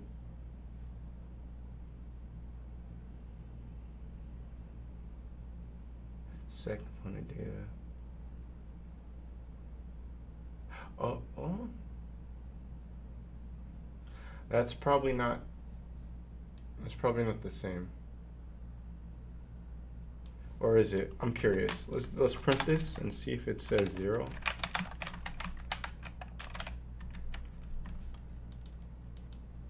Let's see. It says, it don't even give me a print. They don't even say anything. Okay.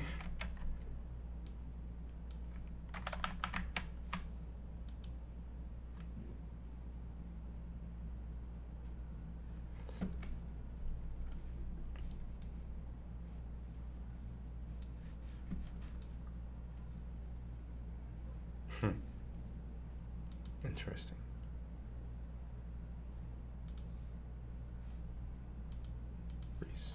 Oh.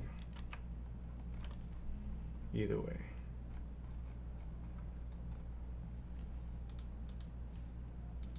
Huh. So, what am I doing wrong? Oh my god. I'm not even running this, the run ECS function. Fucking noob. So let's just see. Int style length. I have faith in this. Fucking newbie. Alright, here we go, here we go, here we go, here we go. Boom, baby. Boom, baby. Alright. Profiler, look at that. It's using no rendering almost. Oh my god, holy shit. So let's scale this. Let's scale this. Alright, let's expose this right here to just, there doesn't call it tests because I need to do X and Y. Public and tests. Okay, so now we have this variable. Sorry, I didn't switch over to the code. That shit's hard to remember sometimes. Let's just crunch it to 10,000. See what our profiler is looking like. Oh my god, that is beautiful. Holy shiza. Holy shiza, that is beautiful. Oh my god. Oh my, dude, that is insane. Oh my god, it just keeps going. Oh my god, and we can, I'm gonna go, what is that, 10,000? Let's go 100,000 and see what frames we're getting. It like dropped lower. Oh, can I cry on the stream? This is awesome. Like we just barely got started, but look at that. Look at the line starts here and it just keeps going. Like you can't even see the distance anymore. Granted, it's not a rectangle, but still, like here's the base size of a cube. Oh, wait, let me reset this. Here's the base size, and it just keeps going forever. And it's at 200 frames a second. I gotta hands to the ECS team, man. This is incredible. God damn. Let's see. Whatever you did was a success, I'll say. I mean, we're not done yet. I still want to recreate exactly. The CPU script, but the 100% CPU. Has anyone have the 10-word round down for? Why, that's beautiful. That's so funny. Some guy just comes in and just sees a line like, I don't get it. Can you show the before and after? Yes, we will get there. We're not done yet, but we're on to a really good start. Why do you have to manually switch the stream view? Does it lock to specific windows? I have to manually do it because I don't have any software to do it for me. I need to look into that. Oh, it's new ECS stuff? Yep, it's new ECS. This shit is incredible, man. All right, so let's continue down let's try and recreate, the Perlin noise map. Oh my god. All right. So we need this to be a vector 2 first and foremost. Vector 2, and this is going to be size. I actually need a vector 3. Not oh, sorry. I put a vector 34 on accident. So size vector. Okay, so then now this is going to be, okay, so this is going to be now, let's do size dot x times, actually I'm gonna make this just a little prettier. Let's do what is it? Area? Height times width? What's height times width? What is that called? It's called area, right? So we'll do int area get return size of x area of a rectangle, right? X times x, size times x times size times z. All right. Oh, your floats. So we need to wait. What? Oh, there we go. So now we can just do area here. So, okay, so that's how many blocks. So now to set the blocks, it's going to be a bit, we need a 2D array here. Oops. A 2D array. J, J, J. Right. And then this needs to be not length. This needs to be size dot. Which one goes first? It doesn't really matter. X, and then we'll do size times z. Size dot z. What time is it? Oh man, I said I was ending the stream at 10, but I don't know if I can. Okay, so then we'll do. This is I, and this is J.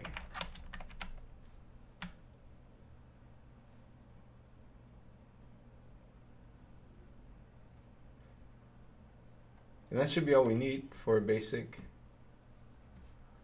Let us find out.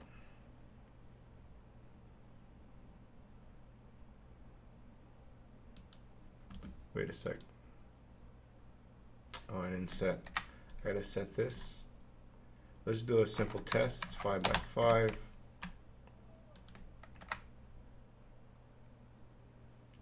No. Nope, back to the drawing board.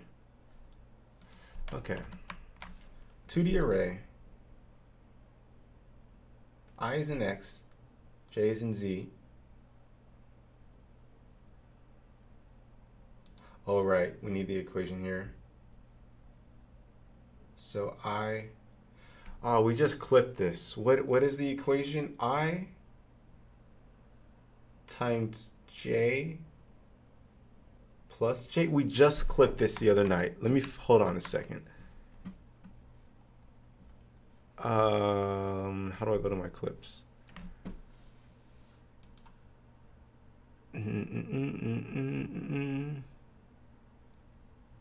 Channel. Clips, where are clips? Clips. There you are.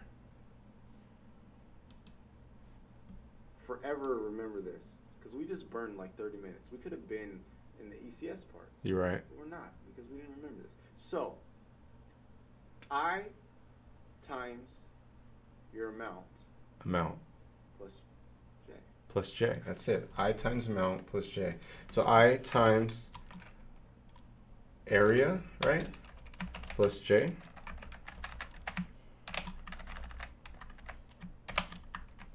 Let me see, is that my amount? Yes. Yes, all right.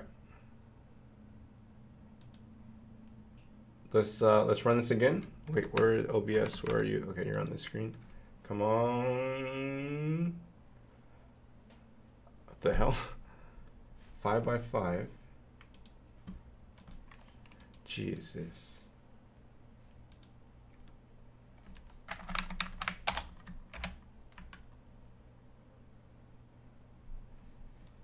What am I doing?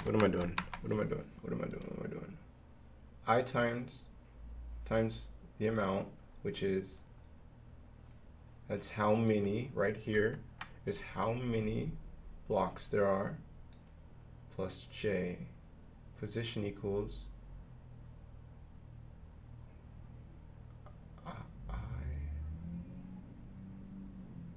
am I on the right axis?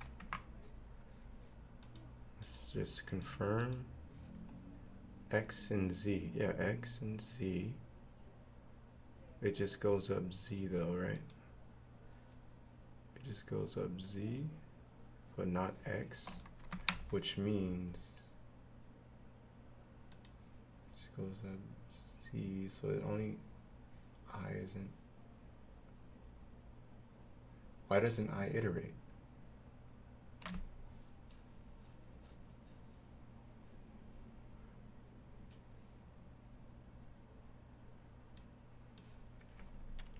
I plus, is that what I said?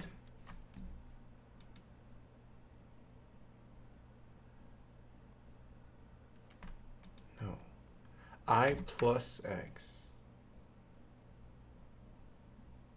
times j. No.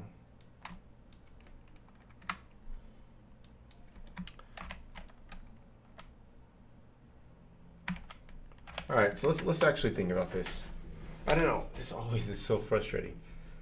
I times the amount plus j.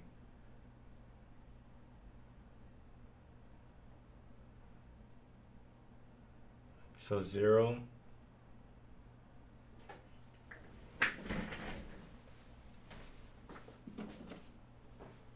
You can keep posting in chat whenever you get the answer. I'm going to draw on the board in the meantime. I times the amount plus j. Yeah, but that's not working. I times the amount plus j. So what does that do? So we need a 2D array. So this is 0, 1, 2, 0, 1, 2, 0, 1, 2.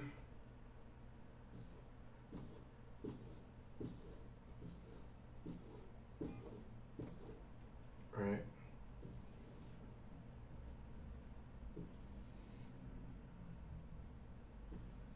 Zero, 1, 2. So then this is x, and this is I, rather. This is j, because I is first. So that's I times the amount, which is, what is in this case 3. Let's just do 1, 2, 3, 4, 5, 6, 7, 8, 9. In this case it's 9. So 0 times 9 plus 0, right? 0 times 9 plus 1 is, yep. 0 times 9 plus 2 is 2, obviously. And then 1 times 9 is not, what the hell? That's not correct.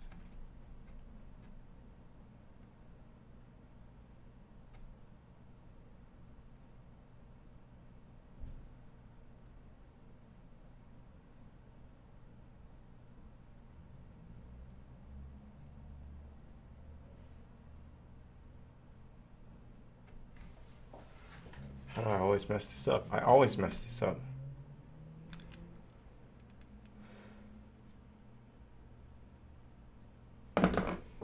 Do rope math to check. We want the first one, and we're doing 5 times 5i equals 0. Oh, 5 times 5, I equals 0, j equals 0. So 0 times 5 plus 0 equals 0, yeah.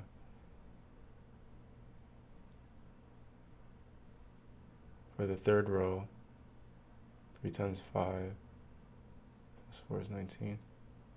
I was wrong.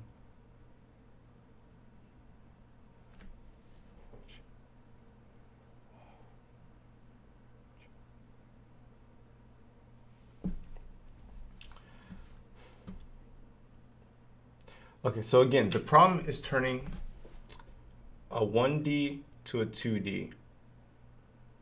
Let's just take it from the top. Let's just take it from the top. The problem is that we want to turn a 1D array into a 2D array. So int equals a new native array of entities with the size of the area. And the area is size.x times size times z. Okay. So now j, size x, I, x, and then j, z, and jz, and then j, okay. And this is, so we want to set component data ints of area is not correct. Area is definitely not the right variable. Reason being is because when we go when I is 1, then that's going to be 1 times a million, for example, plus j, which is totally wrong. The width.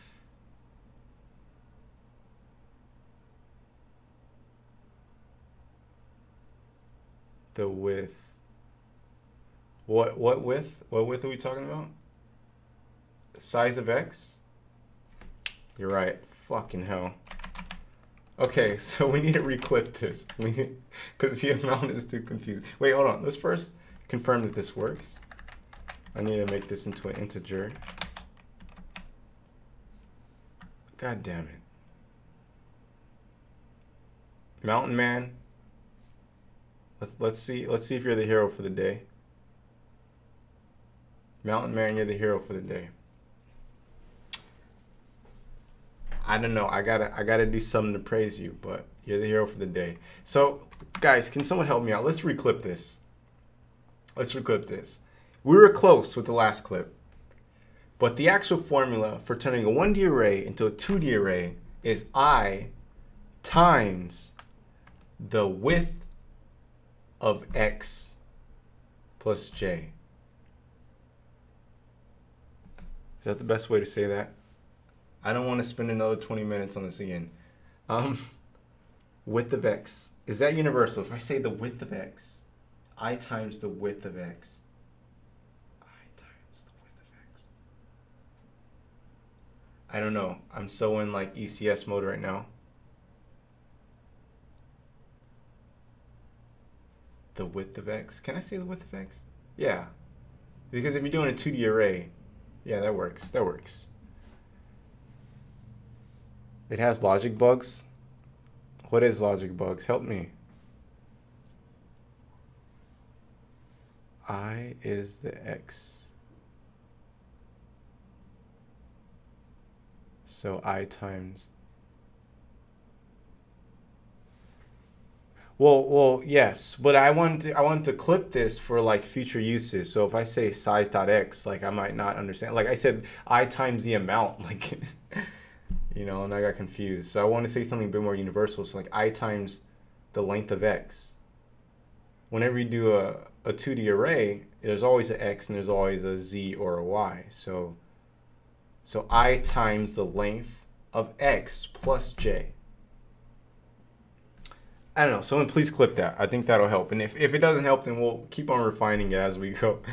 But Mountain Man, you are the hero for the day. Thank you, my friend. Now let's fucking scale this thing, man. Let's goddamn scale this thing. I'm so fucking. I'm gonna tease you guys and take it nice and slow. Okay. So let's first off with a 50 by 50, shall we? Look at that. Look at that.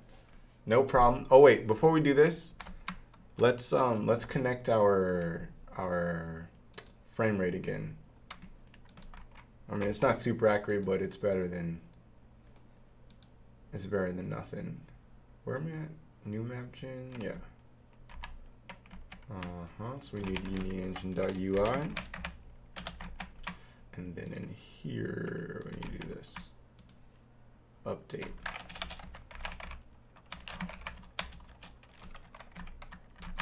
Sheet. All right. This is a size. No. What is it? Area.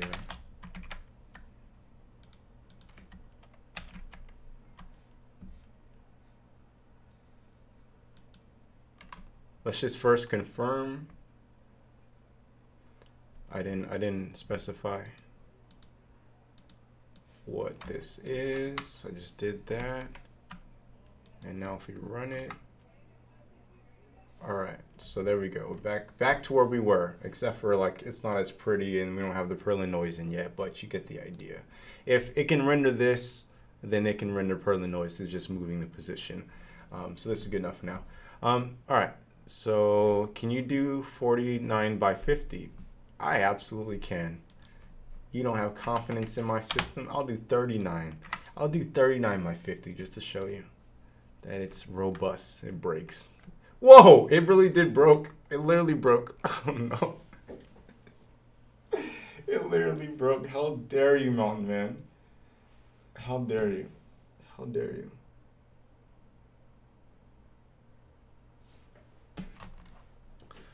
Okay, I'll tell you what. Logic bug? Wait, so wait, what are you talking about then? I couldn't understand. I know Mountain Man's a prophet for this stream, man. You're What's the logic bug? Help me out. What's going on?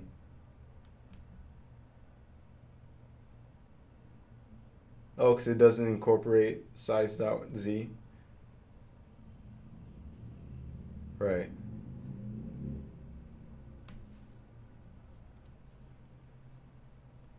Okay.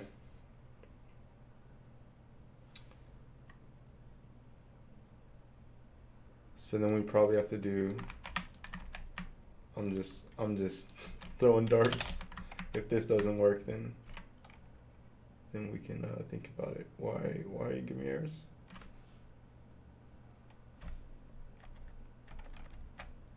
Why are you giving errors? I don't understand. Ambiguity? No.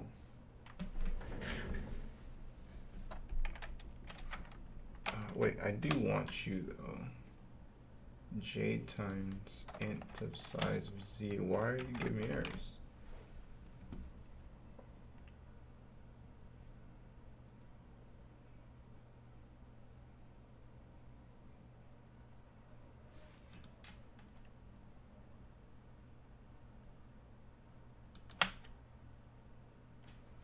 Got it.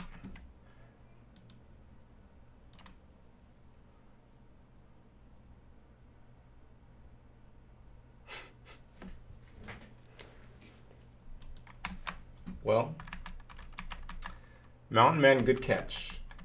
Really good catch. However, we're gonna keep them squares for now. We can come back to that later. I'm just so excited to see like what we can get out of this. So 50 by 50 is confirmed that it didn't completely break. All right, 50 by 50 is good. I'm gonna get the camera into like, I don't know. We probably shouldn't even, I'm not even gonna use that. I'm just gonna use this side because it's gonna get messy. All right, 50 by 50. Let's next do 100 by 100. Slow and steady, guys. Slow and steady. Hey, patient. Hey, calm down. All right, we'll get there. We'll get to the 100,000s and whatnot. Just relax, all right?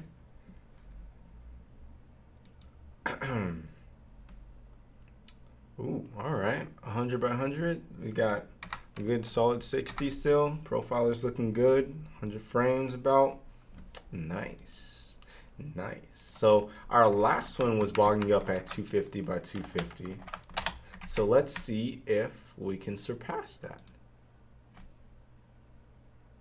Would you look at, oh, 250 by 250. However, the frame rate's starting to go down a bit. Interesting. So the rendering is coming back on the CPU. Interesting. Or wait, that's not rendering. Yes, it is rendering. Interesting.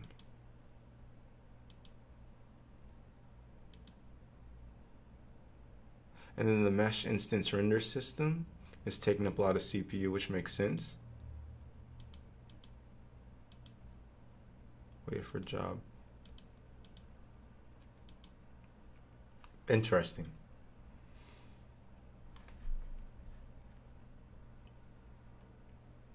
Okay. Now let's just see 500 by 500. I don't think we'll be able to stretch it much longer. All right, so it's officially broken. But that is 250,000 entities that's able to create. And then we're getting a solid 15 frames or so. Interesting. That's crazy. All right, so let's see if we get just a capsule. Reset, and then go to the capsule, just for scale purposes.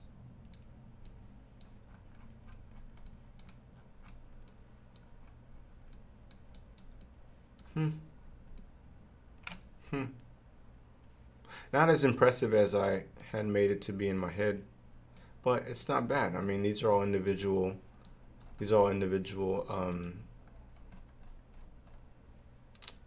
cubes that are being rendered.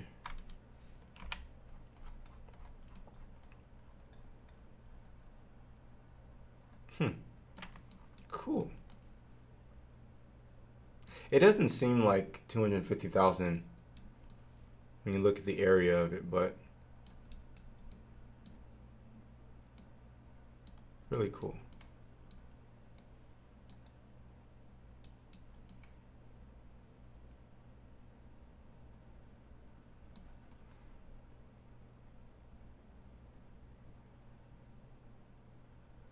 Should probably add Perlin noise. All right, so last thing before we backtrack, I just want to see what is like the exact breaking point where we get like a good 30 frames.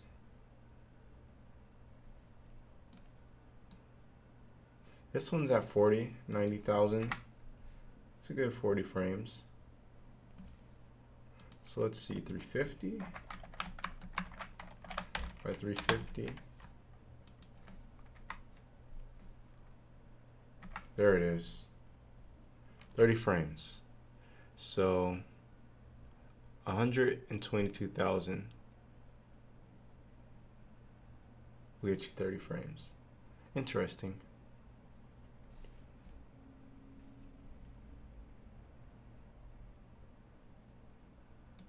That's interesting. So let's go back to the chat and see what is going on.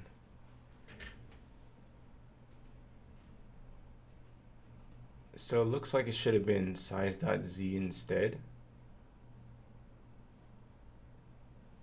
Indexing, isn't it basically zero layer array? The computer reads math. The computer reads math left to right, and humans know PIMDAS.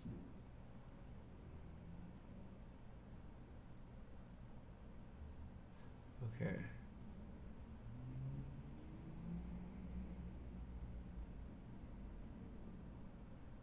Driving me nuts. Why does it break? The formula for indexing, you can have an array of the depth and use it to store data. Maybe I and j should be swapped. So you have to make a formula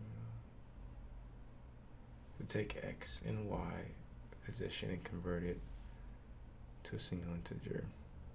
I hate doing that way. For me, doing that way, or you store like an extra integer to keep location to keep location in the array, I hate doing it that way. That way it's like defeat for me. I think I see what's happening. All right, so let's investigate, because this is very curious to me too. So I'm gonna do a simple 15 by 10. I'm gonna do first 15 by 10, then 10 by 15, just to get some clues. Oh shit! Wait, what? Why? Does it work? 13 by 10? No. Now it's working fine. Let's just do our original example. Wait, what the hell's going on here? What did we do? Did we switch them? 39? 9 by 50?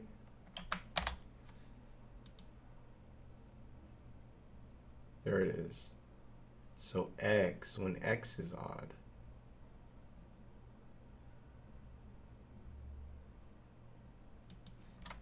Swapping size.zn to here. Okay.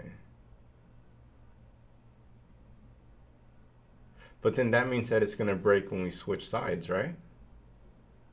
That means if we do 50 by 39, it's just going to switch the sides, right?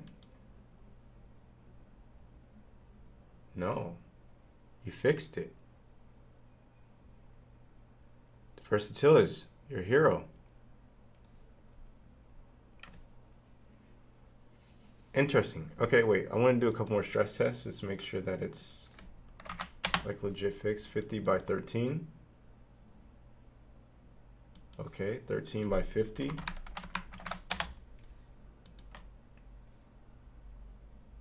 Okay. All right. I want to think about this. Well, why does that fix it? Because the inner array times inner array size times I location.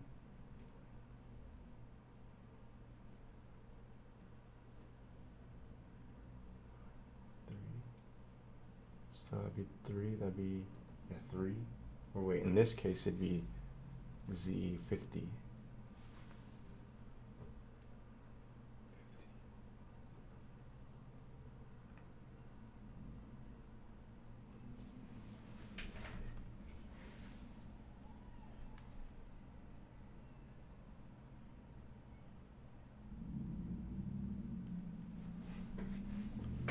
Okay.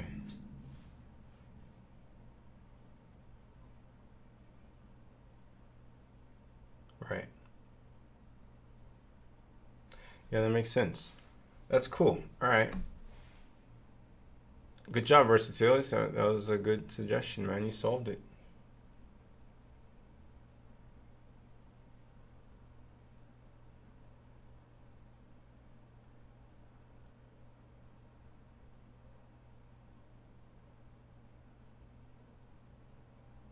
Could you start with a 3D array instead of making a new 3D of the 2D? Could you give me a quick overview of what's happening? Not sure what's going on. All right, guys. Well, this mission is complete. What is it? What are the numbers? What was it? 350. I want to get just like actual numbers. 350 by 350. This is 30 frames, 123,000, let's say, versus, I'm going to add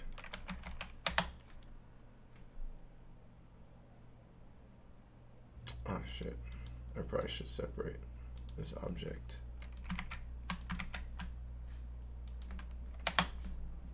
Gotta do this over because I deleted. Give me 1 second. 100, 110 FPS, and then mats. I gotta get the mats. Stone, dirt, and then grass. Disable this one.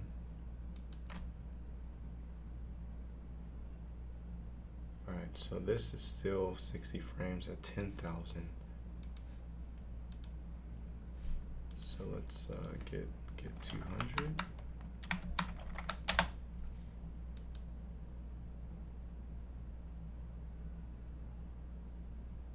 Not quite, a little less. 175.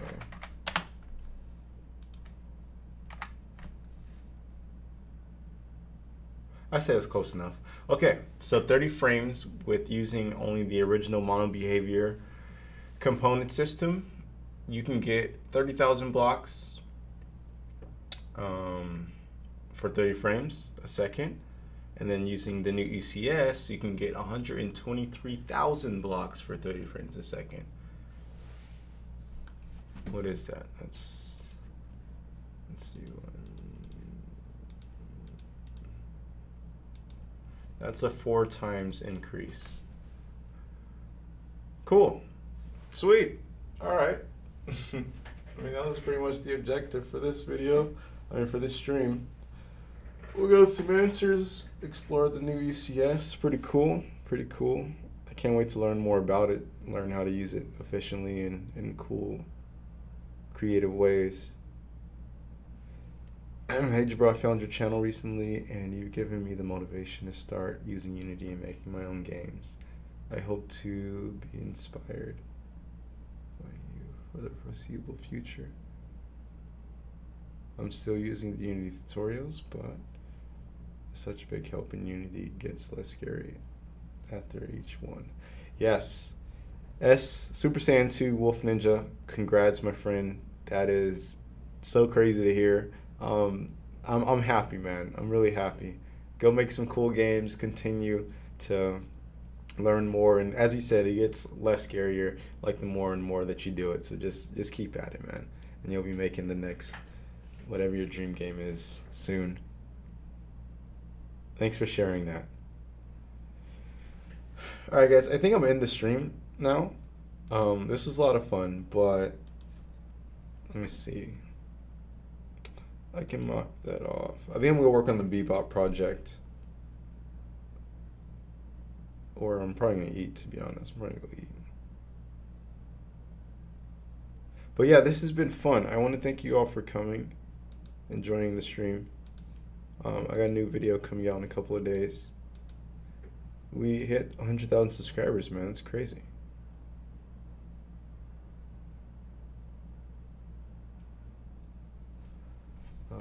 Next stream, I have no idea. Hopefully soon. I'm trying to stream a bit more regularly now. I'm trying to figure it out.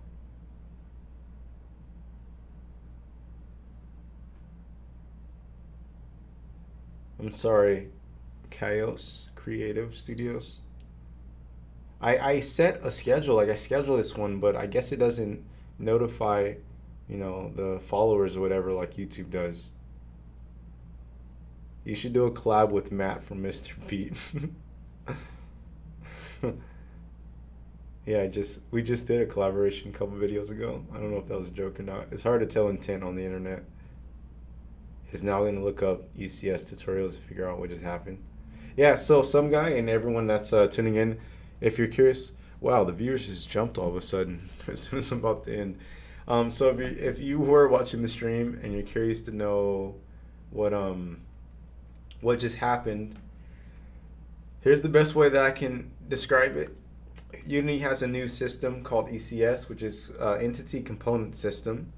And the idea of it, it's something about like memory management to get more performance out of your code. I am hungry. I am dying. I can't.